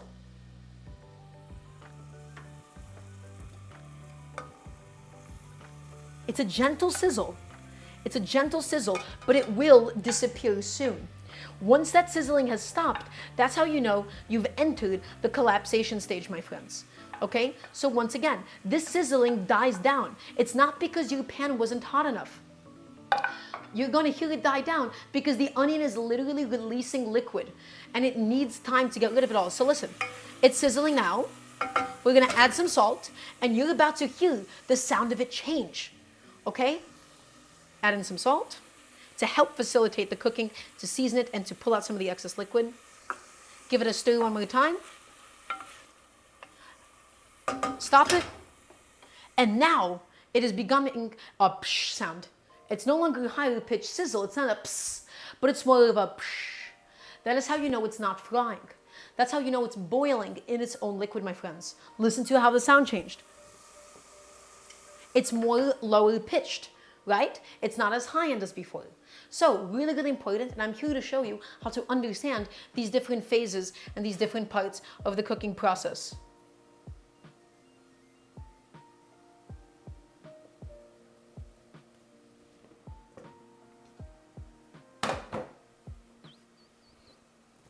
So, all those people that say saute onions for 2 or 3 minutes, I'm going to tell you right now, everybody, they don't really know what they're talking about. I'm sure they think they do, but they don't actually know why or the mechanisms that are happening here. All these different recipes that say saute the onions for 2 to 3 minutes, there is no meaningful color developed. Why is color important? It's not just aesthetic, my friends, but it makes things more complex. It makes things sweeter, it makes things a little bit nuttier, and it's why a boiled steak tastes different from a properly seared steak, right? It's the mild reaction. So we're going to be slowly cooking down these onions. Every so often we give it a stir just to make sure that it's evenly conducting heat. Okay? Give it a little stir. And it's cooking away in its own liquid, and it's gonna collapse, and it's all gonna get nice and soft and beautiful for my bean stew, my friends. So let's do a little bit of a recap session, right? We already have the beans pressure cooked. They're currently what's doing a natural pressure release. Is the color related to umami? Kind of. I do believe that browning proteins technically makes them a little bit more savory, but it has to more so do with complexity, bitterness, sweetness, and aroma as well. So the answer is maybe, maybe. And we're also evaporating some liquid, so we're making it all much more concentrated inside of the pot as well. We have done a lot of the different prep that we need for today. We've gone ahead and we've cut up some of the potatoes, and that's all going to get added to the stew. We've gotten some of the parsley done, and the parsley is going to be used for both the stew as well as the Sigara Boregi. We also have my beans that are cooking. We've cut up some of my slightly older spinach that is at the end of its lifespan. Okay, and now everybody, all I'm going to go ahead and do is I'm going to put my mozzarella cheese and my feta cheese into the freezer. If we try to grate the mozzarella now at the stage, I am going to open it up and put it into a different vessel, right? I do like to use plastic wrap for this because it does keep it fresh the longest. If we try to grate this now, everybody, mozzarella and feta, they're super soft. Their softness is delicious. However, it does not lend itself particularly well to actually grating. It's just going to smush all over the place instead of us getting beautiful strands of mozzarella cheese. So let's go ahead and get it all nice and processed. We're going to go ahead and get a bit of plastic wrap, unfortunately. It is just the best tool for the job, and we're not going to need all this mozzarella cheese. We'll just make however much is proportionate to the quantity of feta that I possess. Just get that in there. Wrap it up. And we'll stick it into the freezer, everybody, for about 30 minutes or so. And again, this is going to really help for the cheese to grate up nice and easily. One day plastic wrap will be defeated, that's right, Shai Chica, but today is not yet that day. Mozzarella and feta, gonna be going in there. I can smell my onions. They're getting nice and aromatic, everybody. They're getting nice and beautiful. They're cooking down the sausage fat. And we also have all of these beautiful sausages cooked in. As they've rested, they've released some of their own juices and they've released some additional fat. So you know what we're going to go ahead and do? We're gonna add it to the onions. We're gonna add it to the onions, and we're not going to waste even a single drop of it, my friends. All of it is going to be going back into the final product today. Beautiful. And let it go. What's different about your mozzarella and a mozzarella ball that's sold in water? So that's fresh mozzarella. Fresh mozzarella tends to have a lot more water content inside of it. And it doesn't melt up as well, and it doesn't get beautiful and stringy the way this kind does. Everybody, you can hear, guess what? We're back to a sizzle. We are officially entering the sauteing stage once more. It's cooking in the fat, and we've evaporated a significant amount of that liquid. Scrape up the bottom for any and all dissolved proteins and any and all dissolved sugars that could have come out of the onions or that were in the sausage fat itself. take that and move that bad boy around, my friends. Move it around, and now we are officially, once and for all, entering the sauteing stage. That is how much time it takes for us to be able to get any amount of meaningful browning on these lovely little onions. Okay, so I'm gonna have a little sip of water, and then we'll move on with the rest of the prep that we need to do. The order of operations is as follows. The beans are done. So once the beans are done releasing pressure, we're going to taste them for their texture, make sure that they're nice and soft. Once the onions are done cooking, we're going to add in the garlic. We don't do the garlic immediately because the garlic has a higher potential to burn compared to the onions. We add in the garlic, and then we're going to add in our red pepper paste. I'm also going to go ahead and season this bad boy up with some black pepper at the stage, just so that the black pepper can toast and infuse into the oil and get it all nice and flavored and delicious. A bunch of black pepper. Not used all the time in Turkish food. Again, mostly it's the red pepper that gets used, but we'll be using some of that too in the form of gochugaru. Right? It's sauteing. Everybody, make sure that no onions are stuck to the sides of the pan, because that is where you do risk them burning and drying. So, get them all out of there. They're all doing their own thing, and they're being nice and beautiful. So, we add the garlic in, then we'll add in my red pepper paste. So, this isn't exactly the red pepper paste that is used in Turkish food. It is quite similar though. And so, I just wanted it because it's going to bring us an extra dimension of flavor, an extra dimension of heat, and it's a nice way of using up all of this leftover red pepper paste that I had just kind of sitting in this container, that I've just kind of had sitting inside of the jar. This is going to be a really balanced meal today, my friends, and I'm really excited about it. Okay, what can we do in the meantime? Let's go ahead and pluck some mint. Now the mint leaves, I specifically did not want to keep the stems. I didn't want to keep the stems because honestly, I did not want mint to be in the flavor of my beans themselves in case we use them for something else later on. So the mint stems in this case, I'll just be throwing away. So, a little bit of mint. We're not going to need nearly as much as the parsley because the mint can easily become way too overpowered, my friends. And again, this is going to be used in both the Sigara Boregi as well as my lovely stew. So take it, pluck it, and discard those stems. Take it, pluck it, and discard those stems. And every so often while we're doing this, we're going to go back into the stew and we're going to go ahead and stir up those onions just to make sure that nothing is sticking, everybody, and that nothing is burning. Does anybody have any questions for me at this point in time? Going back in there, right? It's sizzling away. It's slightly sticking to the bottom. That's all the sugars. That's all the proteins. That's why we absolutely need to stir this often, everybody. And we do this over a low, low heat. Scrape up the bottom. Scrape it up, my friends. Scrape it up, scrape it up, scrape it all up. Okay, and get it all back integrated into the onions. Scrape it up, scrape it up, scrape it up. Make sure that nothing is left behind. Scrape it up and spread it along the onions and make sure that the bottom is not squelching. Okay, super, super important. Leftover mint can be used to make tea. I love doing a mint tea. One of my favorite things to do with leftover mint. That's always what I do with leftover mint. Here's a fun question.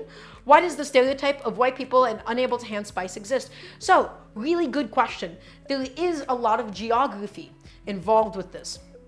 So, European food, oftentimes throughout history, has been cyclical with being spiced and unspiced, depending on whichever royal customs were seen as favorable at the time. What you need to understand is, in warmer climates, right, and Europe historically was not a warmer climate, in warmer climates, a lot of chilies were specifically used to keep things fresh and to keep them, around for a longer bit of time. Okay, and then over time, just because of the fact that chilies did grow in those climates a lot better, a lot of spicy chilies grew in those climates better, people's tastes ended up acclimating to those things as well. And so, I don't know if I would go so as far as to say as people evolved alongside it, but it's more of the fact that they grew up eating it, and they grew up eating a lot more of it. And so, it is purely because of culture and context. It is because of the fact that when you grow up eating a lot of spicy food, your tolerance is just going to be higher. And so, geographically speaking, chilies were grown in warmer climates. In those warmer climates, there were less white people, right? And so, taste in cuisine is limited to and changes based on your environment. That is what cuisine is all about, everybody. It's about your relationship with trading in other different cultures. It is about the things that you have growing and available in your area. So that's how this stereotype, I would say at least, that's how I would theorize that it really began. Everybody, I'm going to say at this stage that my onions are nicely and beautifully fried. They're nice and sweet, they're nice and delicious, and they're going to contribute all of their lovely flavor into the stew today. Okay, so now is going to be the time that we add in the garlic. Because remember, garlic immediately burns, so we add it in now. And we also want to fry it for the same reasons we fried the onion, right? We develop flavor, we get it nice and sweet. We just don't want the garlic to burn. So we really, really make sure that we stir it in, my friends, and we really, really stir it in. Okay, so stir it in, let it do its thing. Hello, chef, are you anti or neutral on white pepper? On white people. I thought you said white pepper. You know, historically, we could talk all about colonization. On Count JP, I think that's a very complicated, nuanced question. You know, I don't know how you would like me to answer that in that case, actually. I joke about being white all the time. I'm white. And you should probably already know that this is a fairly leftist, very heavily leftist leading stream, right? Ender, welcome on in. Hope you're having an excellent day today. Sounds neutral to me. I wouldn't say that. I think more of like a very nuanced historical perspective here. Is more so what I'm trying to get at. So, onions, garlic, black pepper, all of it sauteing, my friends. And now we can begin adding in some of the wet ingredients. Specifically in this case, we're going to be adding in some of my red pepper paste. Okay? This stuff is spicy and it's delicious and it's going to be the basis of a lot of the flavor inside of my stew today. Okay? So we're going to add it on in. I'm going to add in whatever is left inside of this jar, and we also want to fry it, my friends, to develop that flavor so it's just not raw pepper paste inside of my final stew today. Add it on in, and we're frying it the same way that we would fry tomato paste. Okay? So stir it around, get it in there. That is a lot. It is a lot, and it's going to be quite spicy, and that is okay. I want a nice, flavorful, delicious stew, my friends, because also remember the beans are bland, right? The beans are really, really dense, and they want a lot of flavor to be able to help them out in that process of getting to know each other. So, a lot of that red pepper paste goes in now, and we're frying it away, and we're frying it in all of that lovely oil.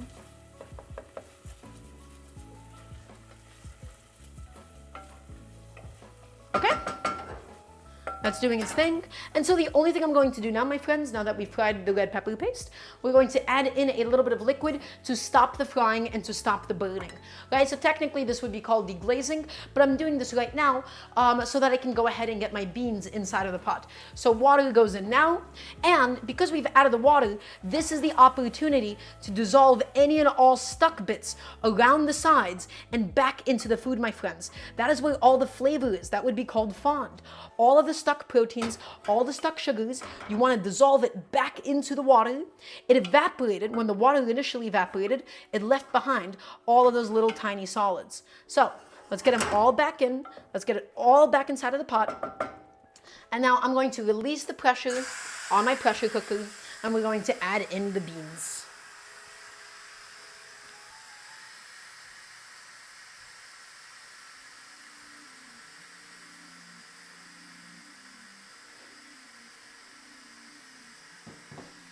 Oh yeah, it smells wonderful, Midnight Cicada. Vegetarian cuisine is so underrated. It's ecologically and economically feasible, and plus you can do a lot on a vegetarian diet. Here on Queen, I sincerely agree.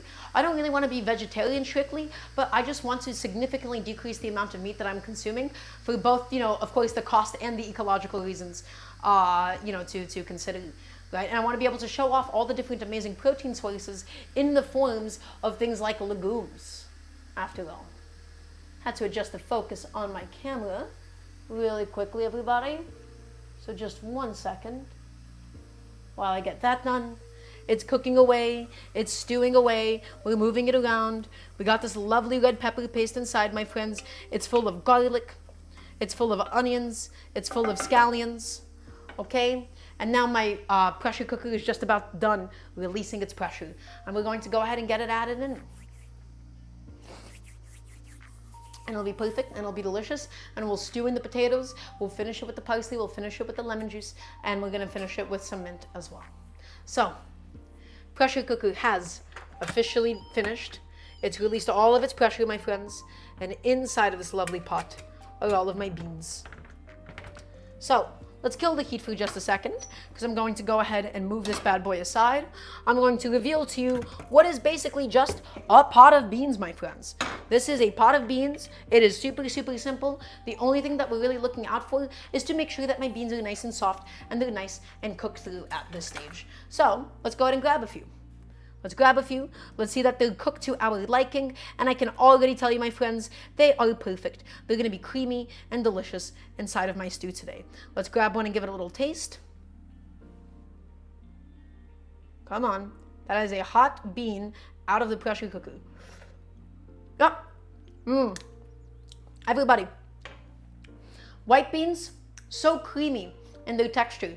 So lovely. Okay, let's go ahead and spoon this bad boy in.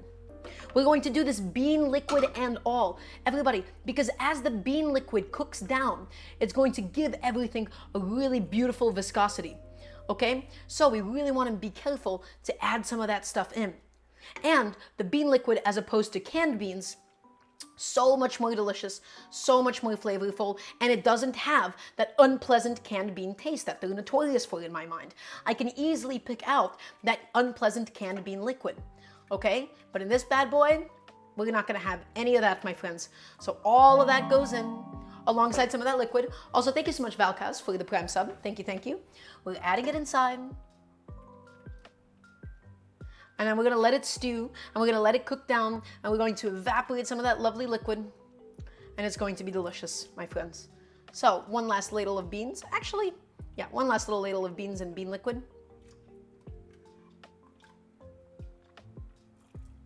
Wonderful. Add it on in, mix it all in. The red color is still going to be able to permeate it beautifully. Next, let's go in with all of my potatoes. I had the one potato. Just quickly get rid of all of that soaking liquid that the potatoes were sitting in. Add it inside. We're going to season it with some salt to make sure that everything gets nice and seasoned. Right, guys? Look at that stew. Look at that beautiful stew.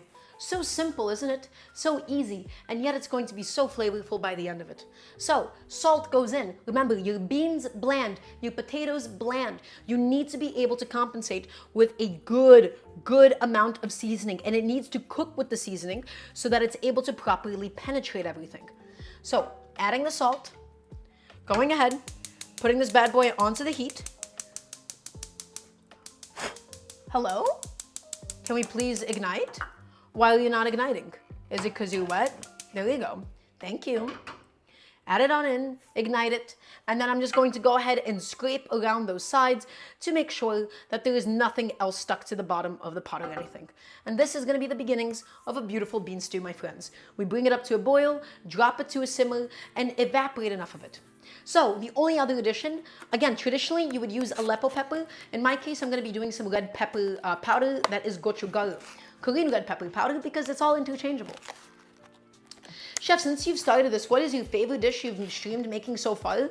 The spanakopita, probably up there, is one of my favorites. The ramen that we did recently, honestly, and then the tlacoyos, which I made many months ago, because that was a very special and a very nostalgic dish for me specifically. Okay, so let's go in with some of this red pepper powder. I'm going to do 3 spoonfuls of it, just like so.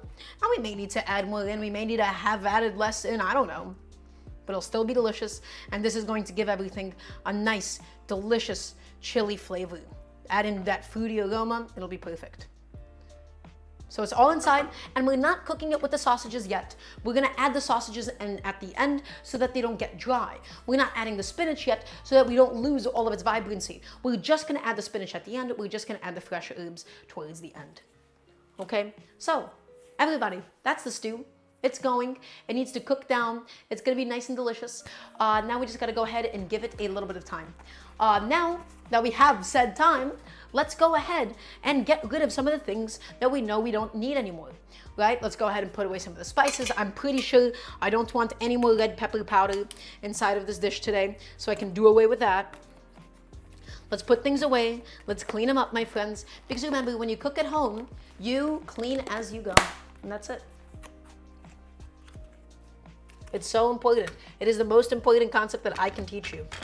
Keeping your station clean and decluttered is going to take you so far in life, my friends. It is infinitely applicable to just about anything that you can abstract it to.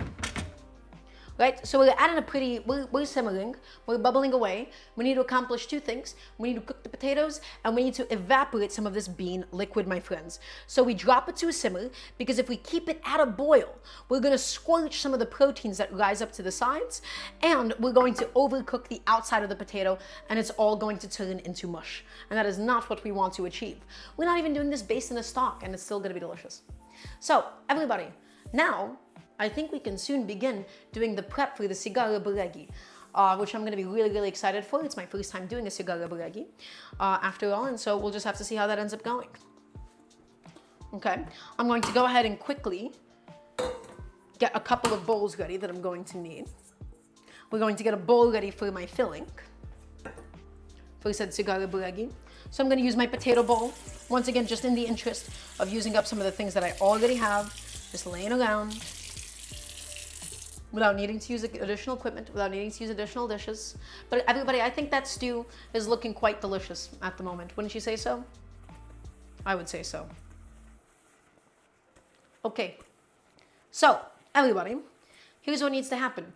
We have to slice our herbs, we have to grate the cheese, we have to grate the mozzarella, and we have to crumble the feta.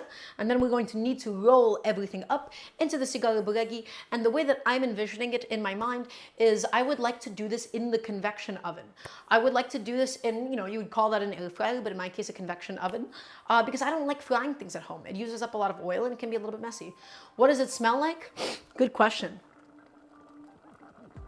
It smells like chilies, right? You're really getting the red pepper powder. It smells like the sweetness of the onions. It smells like the aromatic bay leaves as well. The smell of the bay leaves is still in there. It's still with it all. So now that we're at an aggressive boil, everybody, drop the heat and get it simmering. Get it simmering, get it going, and get it doing its own thing. And we'll be finishing it with the sausages, and we'll be finishing it with the spinach. But gentle simmer, stir it often, okay? Because it's gloopy, it's viscous. You can burn it if you're not careful. So, mint and parsley. We want to approach a very, very, very fine mince, my friends. What I consider cooking with flowers, sometimes here on Queen, I mean, if they're at my store, then I'll buy them. If they're not, then I won't buy them, right? I only use things that are accessible to me. So, let's get this mint ready. And we want to go ahead and we want to really, really, really finely mince it up, okay? So, grab your handful. Everybody, as always, we never chop, we only slice. If you chop it, you crush it, you bruise it, it turns brown and loses flavor and oxidizes. If we slice it, and we slice it with minimal vertical force, none of that's gonna happen. The herbs are not gonna bleed anywhere. Nice thin slices. You can smell the mint now as we're going through this. Thin, okay? Thin is essential for something like this. Thin is key. Slice it up. The wooden spoon looks the bodyguard of the pot. I love it. Oh yeah.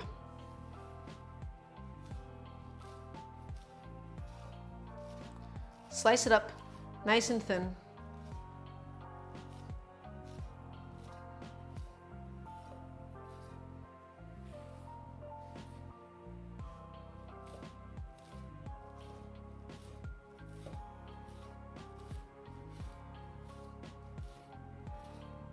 Just go all the way through it. Nice and thin.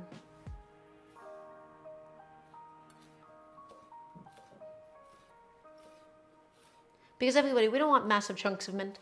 I feel like mint can easily overtake something. It can easily become way too intense of a bite, right? So we want nice, super, super fine mints. And even then in the Sigara Boregi, we're only gonna use a little bit of this mint leaf. Just like so. And so while we're doing this step, everybody, if you have any and all questions, now would be once again an amazing time to ask. We're being nice and careful. We're mincing the mint. mince. Getting it all done. Beautiful. All the way through.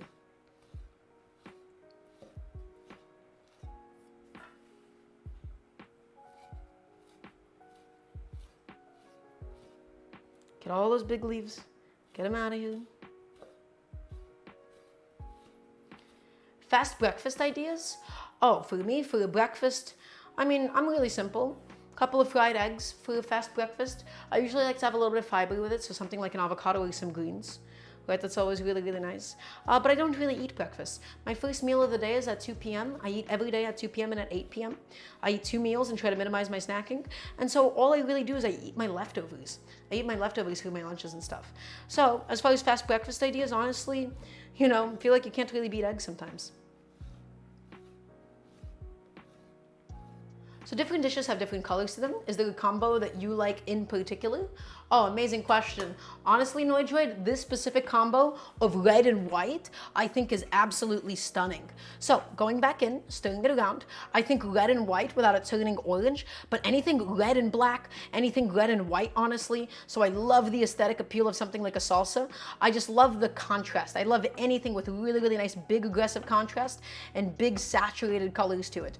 That's always gonna be the stuff that tickles the right part of my Daramgar brain. Okay, it's getting nice and thick, it's getting nice and viscous.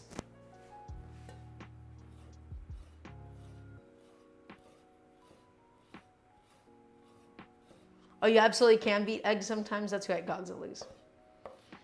You got me pretty good.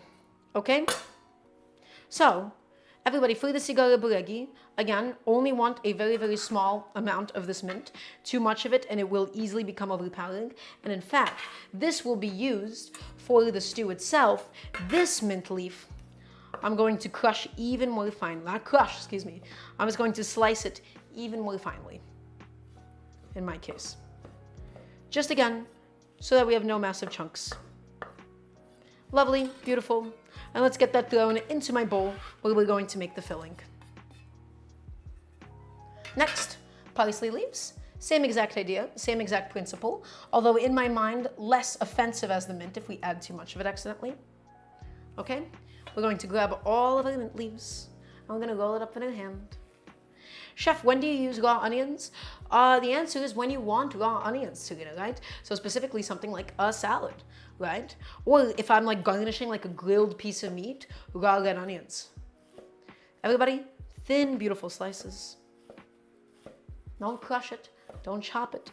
Minimal vertical force. Slide your nice sharp knife all the way through the length of it. Just like so. And she'll be perfect.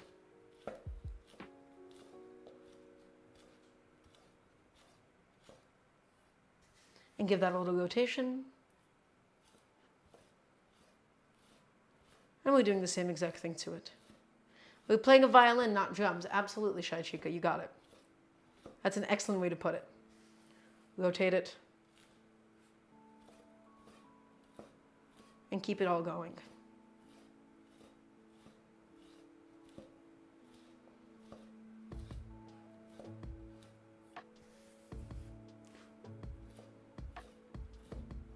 There she is. She's all coming together. Right, nice and finely minced. Is there a huge difference in flavor between different onions, or is it all marketing by Big Onion? Godzillas, the answer is they will always be somewhat similar and they'll always have different characteristics. The answer is, yeah, they're all kind of different. They all have different slight aromatic qualities to them, and they all have different concentrations of different pungency, and they all have different sweetness levels to them, as well as different aesthetic appeal, which can be important in cooking. So, some of this parsley I'm reserving for the Sigara Boregi, and the rest of it will be used for the stew. Lovely. Excellent. So, a little bit of mint, a little bit of parsley, just like so, nice and easy. Let's go ahead and now we can begin crumbling and grating the cheese. I'm going to go ahead and keep my mozzarella in the freezer so that it stays nice and cold. Keep it all nice and cold. I'm going to grab my feta instead at this moment, and we're going to grab a couple of gloves and crumble it up beautifully. In the meantime, everybody, let's not neglect Mr. Bean. Let's go back inside and really, really ensure, scrape that bottom, scrape up those sides, because as it evaporates, everybody, those viscous proteins sink to the bottom and they stick to the bottom. We don't want it to stick, we want it to all be incorporated inside of my pot of beans. Look how gorgeous my stew is becoming. And this is still before the spinach, this is still before the parsley, and this is before the sausage, that it has this much life, that it has this much character, that it still has this much exactly to say. It's gently, gently cooking. It's developing flavor. The onions are softening and infusing. The beans are getting creamy. It's becoming concentrated, and the potatoes are all softening. At this point in time, I want to give it a little Daramgar tasting session. See how far we've come. Oh, that flavor. Oh, that flavor is yummy. Oh, that is good. Potatoey, beans. It's missing acidity, which we'll add later. And it's also missing the fresh herbs, and it's missing the sausage. But right now, that is exactly what I wanted it to do, my friends. That is perfect. That is a beautiful pot of beans. That is a pot of beans that anybody would be proud of. Okay, lacking a little bit in its salinity. I can tell you right now, I just gave it a little taste. So we incrementally add salt because we need to make sure that the salt permeates the potatoes as well as the beans. If we add all the salt at the end, it needs a lot of time for it to soak into everything. So that is the importance of seasoning as you go. You give everything time to absorb the salt. Okay, so we don't even have spinach yet. I know, we don't have the spinach yet, and yet it's already still just that delicious. I wonder if I have any horror food stories, like food gone rotten or insect infestation. Oh, here on Queen, I'm gonna have to do some soul searching. I don't really know, off the top of my head at least. Would not be able to tell you immediately. Okay, so we got feta cheese. The best thing that we can do is crumble it up. Oh gosh, Count JP, is this gonna be a pun? What is it? What's your answer? I'm getting some gloves out. We stuck our feta into the freezer so that it stays nice and firm, so that it's able to go ahead. Oh yeah, spiders in our dried chilies. I think, yep, that's gonna be the one. Serena remembered. We had a thing of chipotles, and I opened it up, and it was covered in spider eggs. And there was like several crawling spiders, and it was horrific. That was horrific. So, feta cheese. This is all of my leftover feta, everybody. I'm going to go ahead and crumble it up super, super fine in my hands. Oh yeah, that was brutal. That was horrible and traumatic, in fact. Let's get all of my feta nice and crumbled. Normally, everybody, for Sigara Boregi, you would have a lot more feta cheese, proportionately speaking. Also, welcome on in, Taza. You would have a lot more feta. But I only had this amount of feta, and I bought a block of mozzarella, so it's going to be more mozzarella forward than anything else. And that's totally fine. It's just going to be different. It'll be like a little mozzie stick in its own funny way. Okay? Take that and crumble it up. Crumble it up nice and fine, nice and fine, nice and fine. Let's grab this block of feta, and we got to crumble it up nice and fine. Okay, be careful not to smush it too much. You just want to crumble it. And that's why we stick it in the freezer, right? Stops it from being too mushy. Stops it from being too soft. All of my leftover feta cheese. Do I wash gloves and throw them away? I do just throw them away, Cinesmoke. Welcome on in. It is a little bit wasteful to do that with nitrile gloves, but honestly, it's important because I have eczema, and so I can't handle things that are too wet or too acidic with my hands.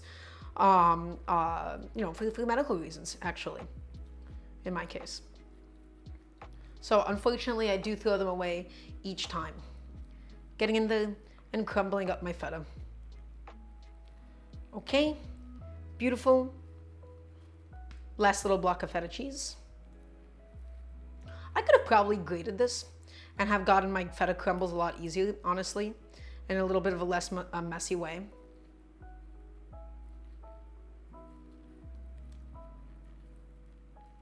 I remember the first time I realized pork doesn't keep. Oh, Count JP, that reminds me of a time that we bought some salmon and I cooked it and it was completely like rotten on the inside. And the smell of it stuck on my hands and in the kitchen for days. That was horrific. That I remember, I was about 12 or 13 years old, and that stopped me from eating fish for a while.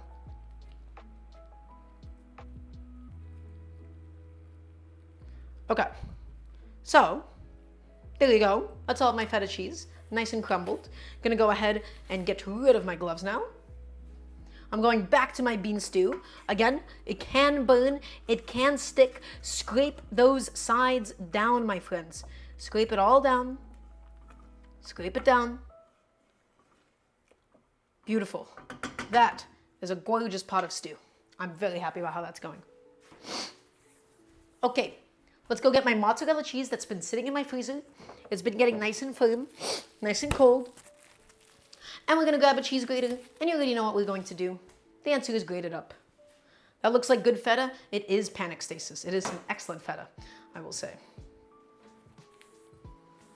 Okay, so, as always, my favorite tip when it comes to grating cheese is to always, always, always do it on the table, because then we're able to just scoop it up so much easier. Or rather, oh no, that would be with a box grater. I don't have a box grater anymore. That's right, my piece of advice actually is no longer applicable. I don't have a box grater. I need to buy a new box grater. Just a nice reminder for me to go ahead and snag one of those bad boys. Get that all scraped in there, just because, again, we're going to be stepping away for a second and we don't want anything to squelch in the time that you and I are gone. Okay, gonna grab one more glove. And we're just gonna grate in a nice big mound of mozzarella cheese. I don't know how many Sigara Boregi we'll be able to go ahead and get done, but we'll get done as many as we get done. It'll be great. Put it on throne, dummy. Oh, I will. So, mozzarella, and again, we do the combination mozzarella and feta.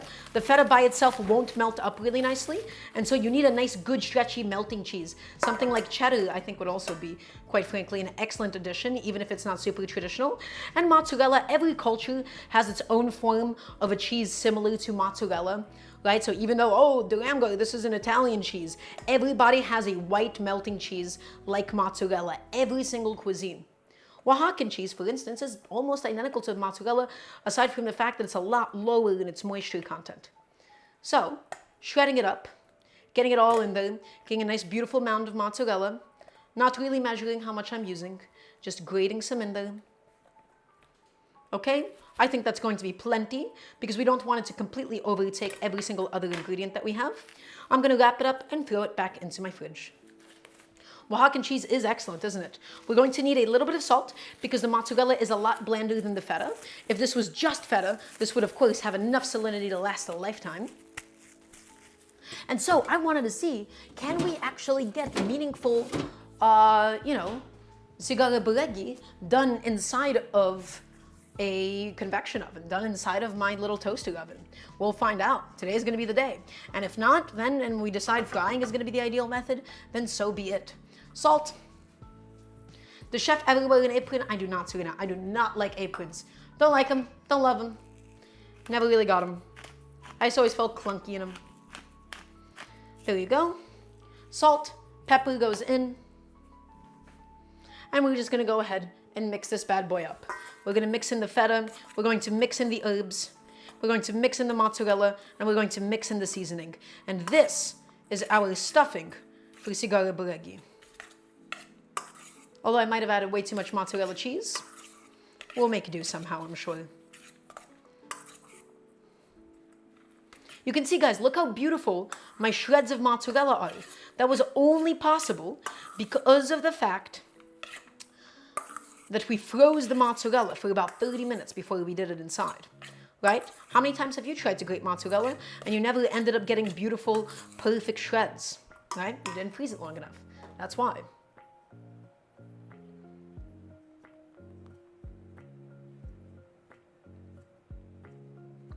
So, hold on, everybody. Just had to check something. 1 second.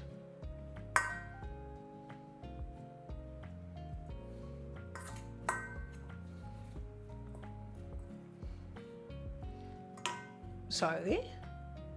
Just one moment, please.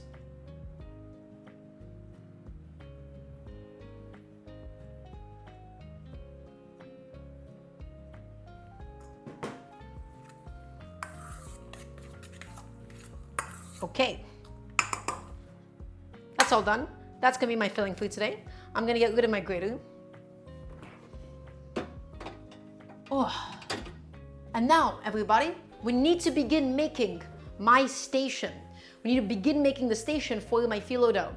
Phyllo dough is a little bit tricky to work with. Phyllo tends to dry out super easily. So we need to go ahead and get it ready with a nice moist towel, my friends, okay? A nice moist towel is going to go ahead and keep our phyllo nice and fresh. So here's what's gonna happen. My bowl of filling, I'm gonna go ahead and put away to the side. I'm gonna make plenty of space on my table at this point in time. My stew is stewing.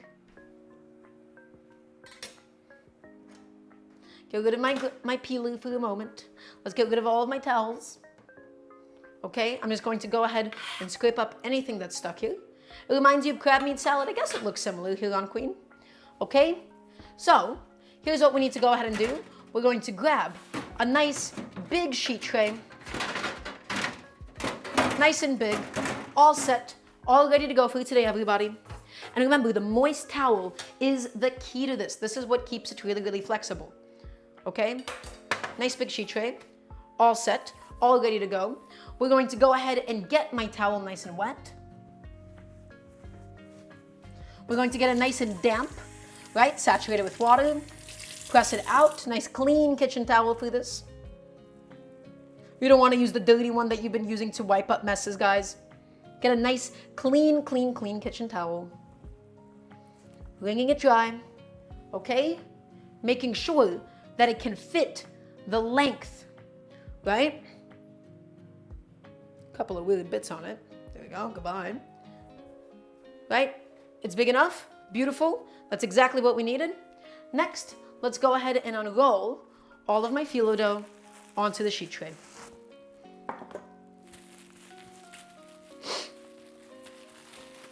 Right? And you have to move fast, everybody, because this stuff dries out fast. It dries out exceptionally quickly. So once it's rolled out, that is when you know it's go time. So roll it out, be super gentle, be super delicate, preserve all the different layers of phyllo.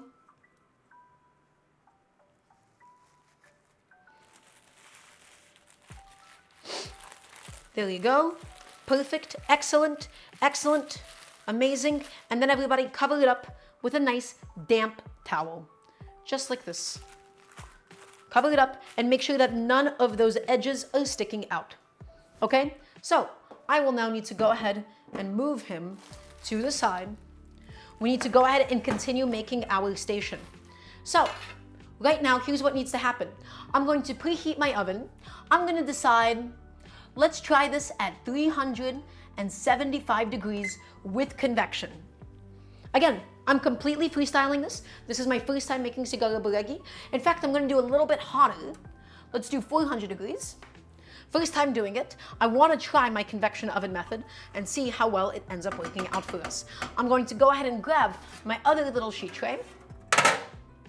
Again, something that could just fit inside of this oven.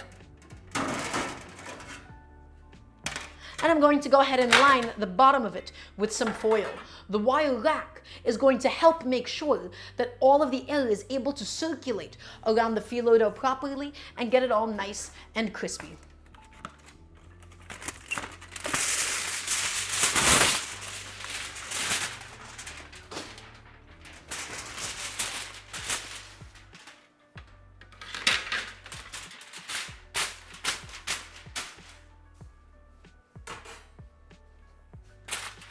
Grab that.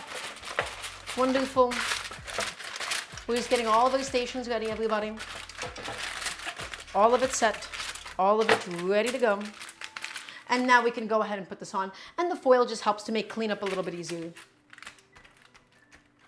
Okay? Excellent. Go ahead, throw that in. And yeah, that's right. Food can go bad a lot. People forget that. That is right. Preservatives do their job exceptionally well, but really at the end of the day, it's all about learning how to eat things as soon as possible. I try not to eat things with a lot of preservatives in them either, right? That would be the ideal that I would like to avoid. They exist for a reason, but I don't think it always needs to be that way. It doesn't need to always be that convenient. Okay, last thing that I am missing, everybody, I need a little station with some oil and then a brush. So I like to use a plate so that my brush doesn't necessarily fall off of it. There you go. Plate, brush, oil, and the oil is going to get rubbed all over to get it all nice and crispy, my friends. Okay? So, oil officially on. We're getting our station ready. We're getting it all set. We're getting it all ready to go. So, next, we have to consider, how do we scoop in the filling? I think we can just use a spoon for that. We could theoretically also use one of these bad boys, everybody. This is a cookie scoop. This is one of my favorite tools because it does let us measure a fairly even amount per Sigara Boregi. So I think that is actually going to be exactly what I'm using for today. So, a lot of steps. Let's see how we get this done, everybody. It's my first time doing this. I'm just completely freestyling this. We'll see how it ends up treating us. We're going to begin by grabbing a nice dampened sheet of phyllo dough.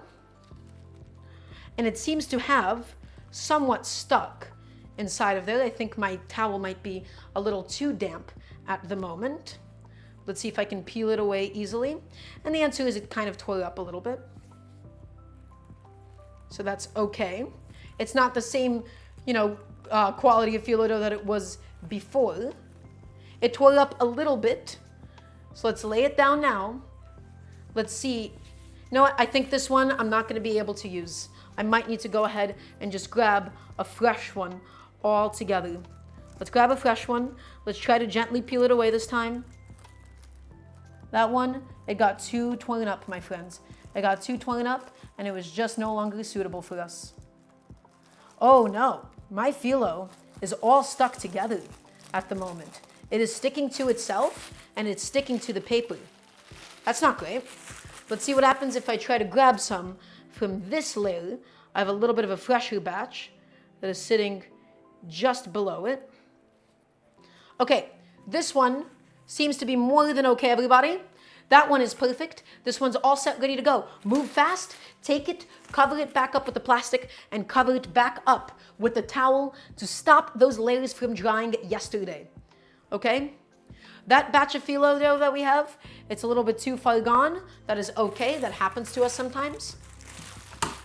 So a little bit wasteful, but that's all right. Next, let's go ahead and grab a nice scoop of filling right inside. One, maybe let's do 1.5 so far just to start. Grab that, everybody. Let's take it. And I realize some of it just got dipped into the oil, which is not what I particularly intended on happening here. Okay, take that.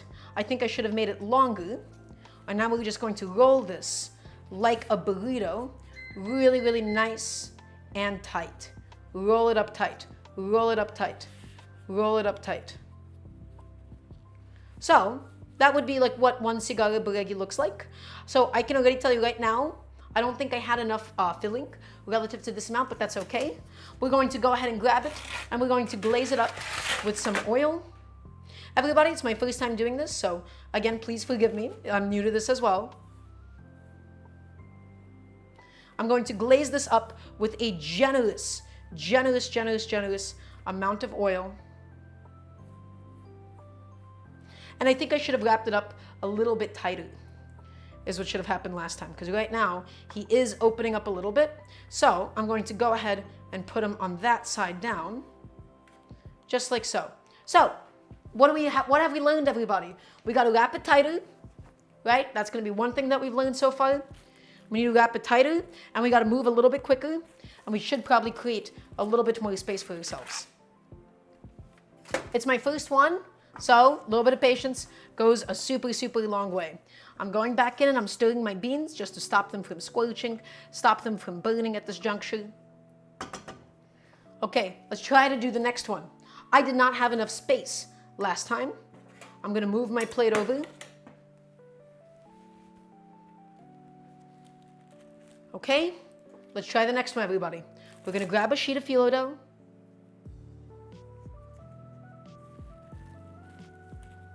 Grab it. On it goes. Now, quick, move fast, cover up our existing one. Really, really fast, my friends. You can't be too fast with this. Next, more filling, please. 1, 2 big scoops, maybe 2.5 scoops, just like so. Okay, now take it, fold it over, roll it, let's say once. We're gonna roll it twice like this. Then we're going to take the edges and tuck them in goodnight, tuck them in, and roll it, everybody, and roll it up tightly, and roll it up tightly, and tightly, and tightly, without it splitting, without it falling apart, hopefully. This one holding together a lot better compared to that previous one. I could have tried to make like a little starch glue. I think in retrospect, that would have been a pretty smart step. Let's grab the sheet tray. Let's put this bad boy on. And let's go ahead and glaze it up with a bunch of olive oil, my friends, to get it all nice and crispy as it bakes. Glaze it up, pat it, pat it, pat it. Let's paint it all down. Let's roll it up, let's flip it over. Let's take it and let's pat it, pat it, pat it. And let's take it and let's pat it, pat it, pat it. Again, maybe not the world's best phyllo rolls, maybe not the world's best, but we'll try our best with it, right? We'll see how it comes out. Put that down behind us. We'll see how it goes. I don't know how it'll go yet. I've never done this before. I wanted to experiment, and this is me experimenting. Let's go ahead and grab the next sheet of dough. Probably just throw that. Can I use crushed garlic as food glue? Probably not. I don't think it would work that well. You want something really, really starchy in that case. Okay? Take it. Set it down. Next, I should have probably set one more damp towel on it while I worked. All right, let's take it. Let's do this horizontally this time. 1, 2, line it up. 3, take it, roll it, and roll it up once more. Let's fold it over itself. Let's take that, fold that in properly. Take that, let's fold that in properly. And now roll it up, everybody. We're gonna go super tight. It's okay if some of the layers on the edges crack a little bit. It'll be fine. There you go. That's a nice, beautiful, tight cigar. Okay? Let's go ahead and pat it down with the oil.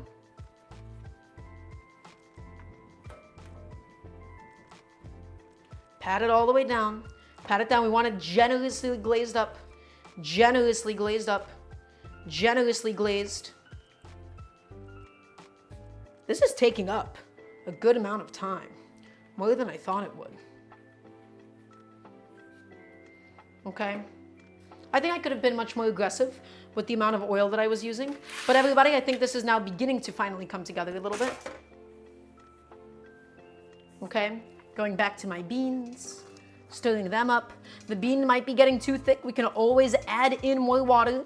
In fact, I'm gonna kill the heat on it now, just so that I don't have to babysit it as much. And let's keep going till we use up all the filling. And I think I have enough time to do just 1 or 2 more. Well, enough filling, that is, to do 1 or 2 more. So, next sheet of dough. Kind of twirl it a little bit, but that is gonna be totally okay. It's all gonna get rolled up anyways. 1, 2, and a little bit more. These are gonna be cheesy, these are gonna be thick. Let's take it and let's roll it up on itself.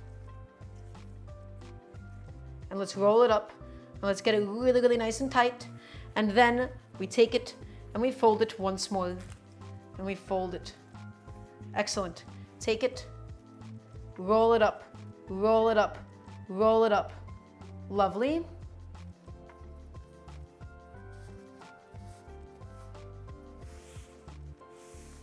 Okay.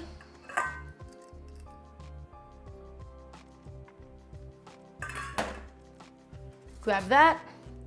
You know what time it is, everybody? It's glazing season.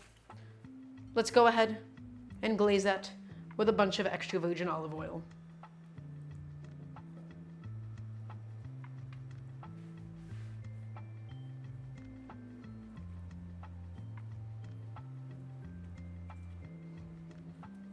Okay. Lovely. Wonderful. And everybody, I think we have just enough filling to be able to make one more Sigara Boregi. I'm really, really excited to see how this comes out. I hope it'll be crispy, I hope it'll be golden, and I hope it'll be delicious above all else. Phyllo dough is tricky to work with, as you can tell. Right? She's a fickle mistress. Let's grab it. One last little sheet, just for good measure. Let's do it all one more time.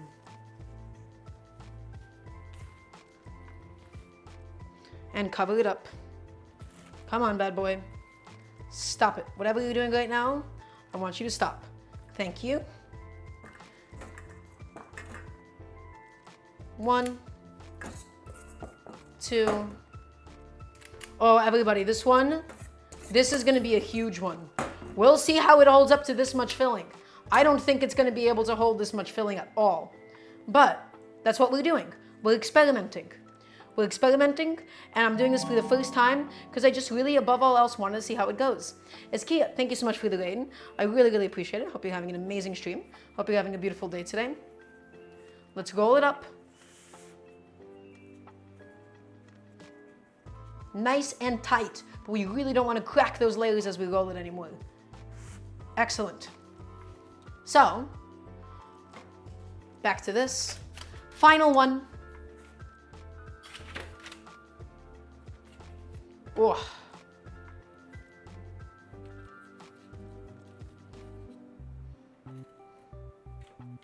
And paint it generously. Generously, generously cover it in oil.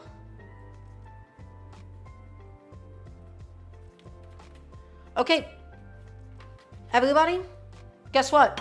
I think it's time for it to cook. So, I want to get it golden. I want to get the cheese inside nice and melted. I want to get it all nice and crispy. I don't know how long this is going to take. I am doing this for the first time. I'm doing it with my own recipe. I want to completely experiment, and I wanted to try making these by myself. So I'm going to put them on in, and I'm going to start with 10 minutes. Okay? We're going to start off with 10 minutes, and then we'll go ahead and check on them. So 10 minutes goes in with convection. If you have an air fryer, that is when you would use your air fryer, my friends. Ideally, we could also just deep fry them or something. 400 degrees with convection. Let's get it crispy. Let's get it cooked. So, my bean stew has been slowly going this whole time. Let's give it a little taste. Everybody, that is delicious. How do my potatoes taste? Nice and cooked.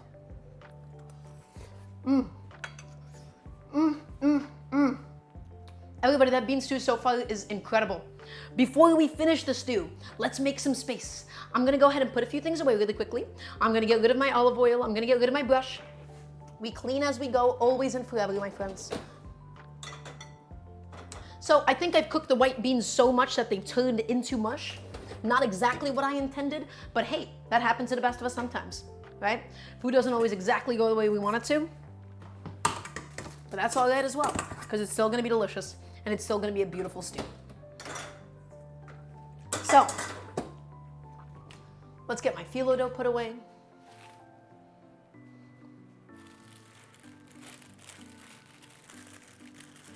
Just gonna make sure that's all nice and wrapped up, nice and set aside, my friends. And I don't know what I'm gonna do with the rest of my phyllo dough still. When you buy an entire box like this, honestly, it's a lot of dough all at once. I wish I could have gotten like a smaller set, but this was all that they had in the store.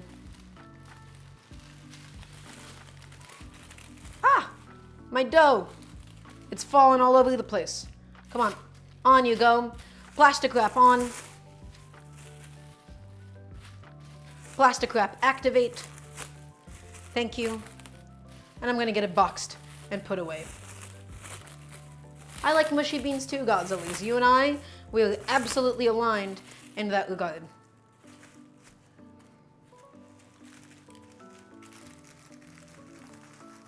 So, how are we doing? Oh, I hope I didn't miss much, Askia. We are on the final leg. We're about to finish the stew. I can go ahead and do a little recap session for us.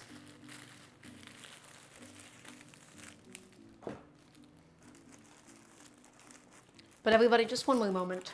I'm gonna get my phyllo dough nice and put away, and then we can go ahead and proceed with all of the final steps. Just a little tricky, getting it back inside of the box. Not exactly the easiest thing in the world.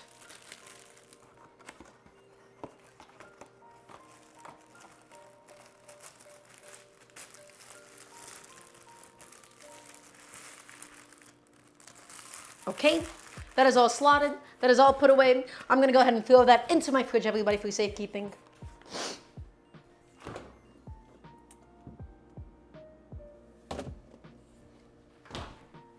So, it is now time for us to do our final touches on the bean stew. My knife just fell onto the floor and somehow did not stab my foot on the way down, which I think is excellent. I'll get my sheet tray put away, because that's basically clean. That doesn't need any washing at all. Give this bad boy a little taste once more, see what else it needs at the moment before we go in with other ingredients.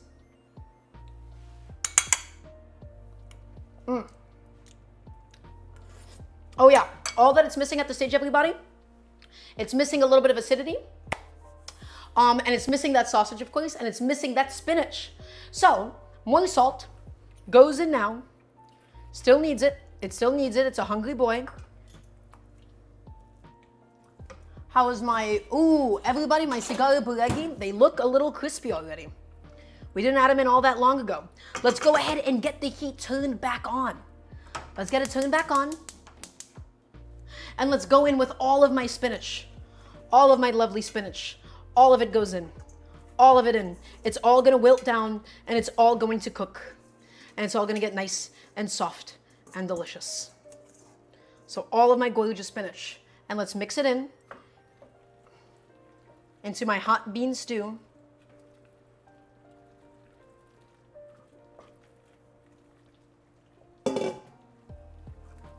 Beans and greens and sausage and a little acidity too.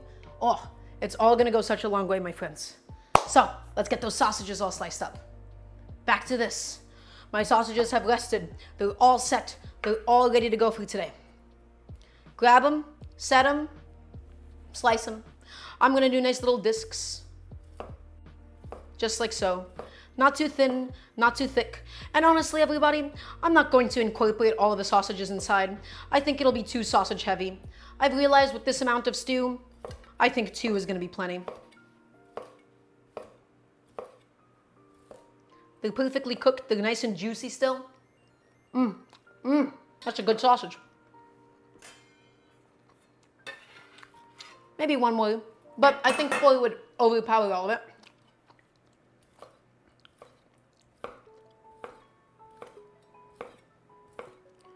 Get it all in there, my friends. All of my lovely sausage. All of it inside.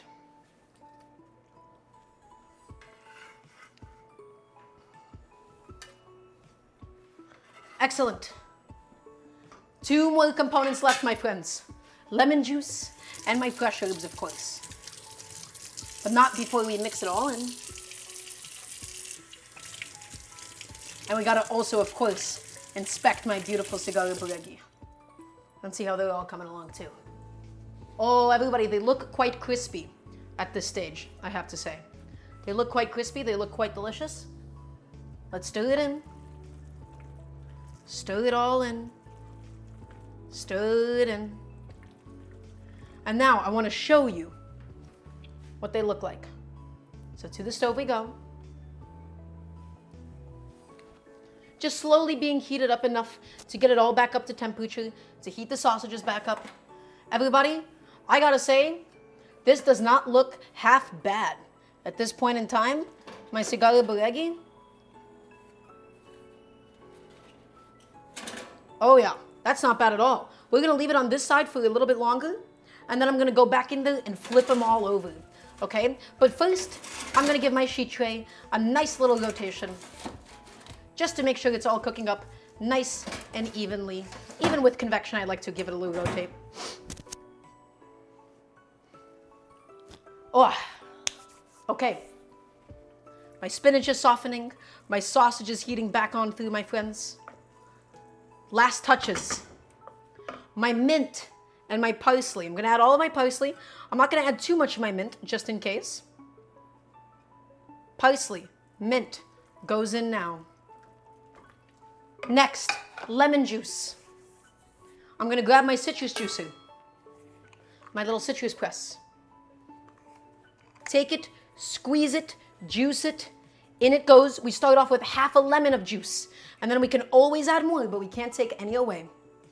So in it goes. In it all goes, my friends. And mix it in. And mix it in. Look at that stew. Look at that stew. Mix all of that acidity. Mix all of that fresh lemon juice inside. It's going to freshen everything up and give it some new life. Give it a little taste. Oh, yeah. Everybody? We can kill the heat. My stew is done. She's perfect. She's all ready to go. That is exactly what I desired. That is exactly what I needed from her to do. And I am one happy customer. It's acidic. It's a little bit spicy. It's flavorful. It's everything that you've ever wanted and more, my friends. I'm going to give my last few ingredients that need to be put away. Well, properly put away, of course. My last few things I no longer need to make use of. Get my bottle of olive oil out of here. Get my spinach bowl put into the dishwasher as well.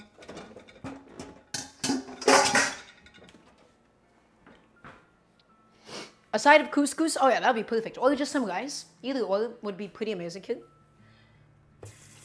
I'm going to wash off my knife that I sliced the sausages with. Because we're all done with the knife for today.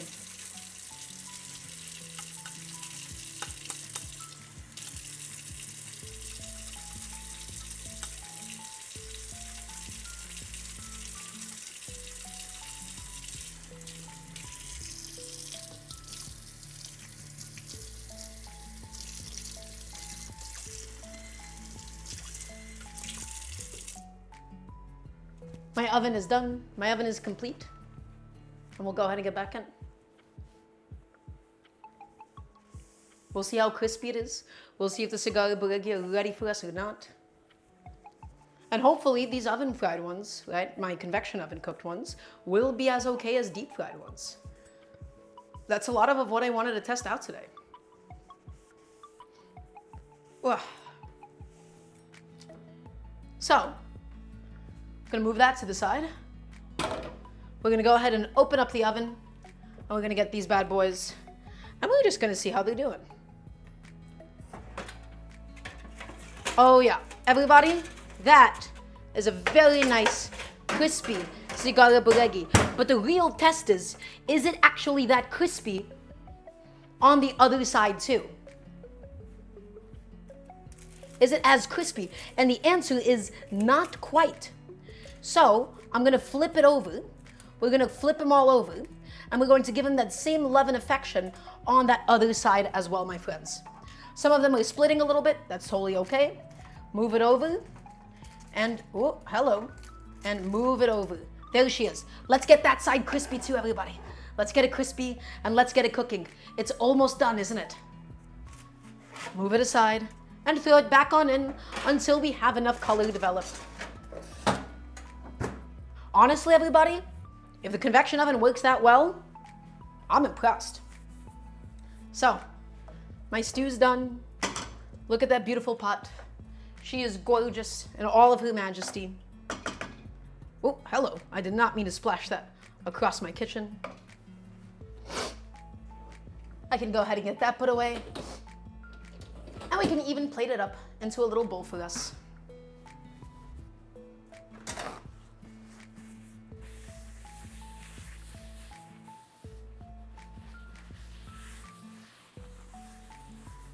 Okay, there you go.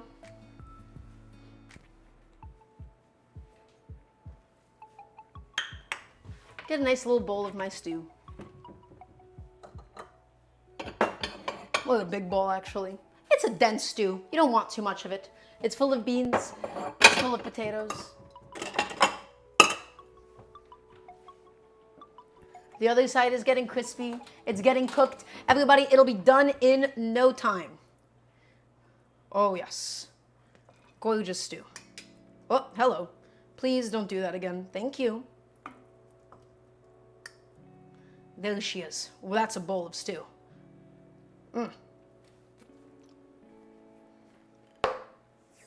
Almost done, everybody. We're at the finish line. Is everybody excited? I want to hear a nice resounding yes, chef, please.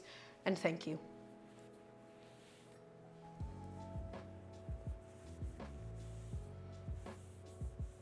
Oof.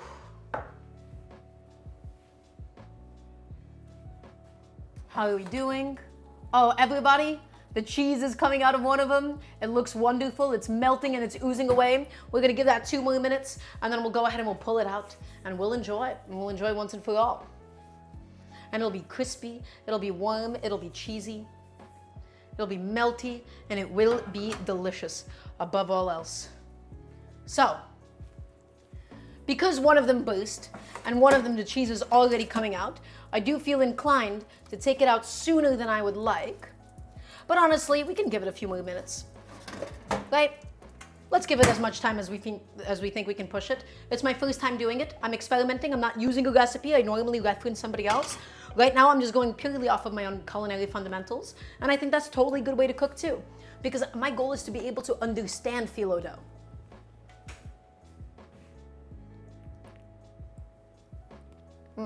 My stew is lovely. Very delicious. Very happy about that. So, a little bit longer. In fact, everybody, I think we can stop pushing it now. I don't really want to push it that much further. If I'm honest, the cheese is oozing out, the cheese is bursting out of it. Let's go ahead and stop it and kill the heat. And let's go ahead and plate it up, everybody. It smells like Sigara Boregi. That is the smell of my childhood in a lot of ways. So, let's grab the most compact ones, like that guy. That looks perfect at the moment. I really like how compact this one is, right? Gorgeous. Oh, and that one split up a little bit. That's okay. And let's get you out. Let's also get you thrown onto my plate. But oh, that is so hot. That is too hot to handle. Look at the color. Look at that lovely color on it. Okay, can I slide that out without burning myself? And the answer is mostly. Everybody, we've done it. We have done everything that we've needed to do today. So let's go ahead and do one little recap session, and then we'll close it off and be done with the show. Today is all about using leftovers. I had leftover feta, I had leftover phyllo, I had leftover spinach, and I had some leftover sausages. What I considered investing in fine china only if I had my own place and I had a proper space for it. We have Sigara Boregi, a Turkish dish that I grew up eating and loving, and then we also have this amazing sausage and bean stew. We pressure cooked some white beans with parsley stems, with bay leaves, with garlic and onion scraps. We sauteed onions in sausage fat and olive oil. We added in garlic. We added in some red pepper paste. We added in the beans. We've added in lemon juice. We added in spinach. We added in some potato. And we let all of it cook down. And we finish it off with the sausage, fresh parsley, and fresh mint. This is phyllo dough. Inside of the phyllo is mozzarella cheese, feta cheese, parsley, mint, and a little bit of salt as well. And pepper, of course. So everybody, the key is, can I break it properly? And when I break it properly, do we have a beautiful cigar inside? Not to do a Reddit cheese pull, but come on, okay?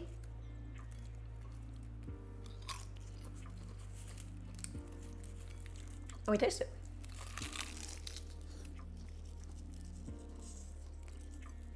Damn. Yeah, that's Sigara Boregi after all.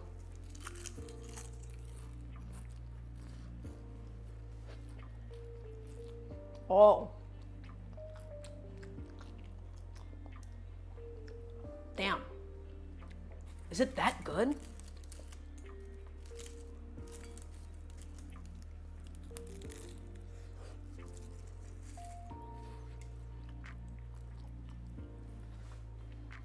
Yeah. That's good. Okay. Now you know. stew. Flavorful. Sausage is cooked. Try those beans. Potatoes. So what did we learn? Wrap it tightly. Wrap it really tightly. Gives you the best texture. This one was not wrapped tight enough and it was not enough filling, but that was yummy. Everybody, that's going to be it for today. Thank you so much. I really want to get my roommates some. Thank you all for being here every Wednesday, Friday, and Sunday, 5 p.m. EDT. Thank you all for being here. If you'd like to support the Patreon, exclamation mark Patreon, join the Discord, and I will see you all in 2 days' time. Have a really good rest of your Wednesday. Bye-bye. Oh, sorry. Goodbye, and be safe.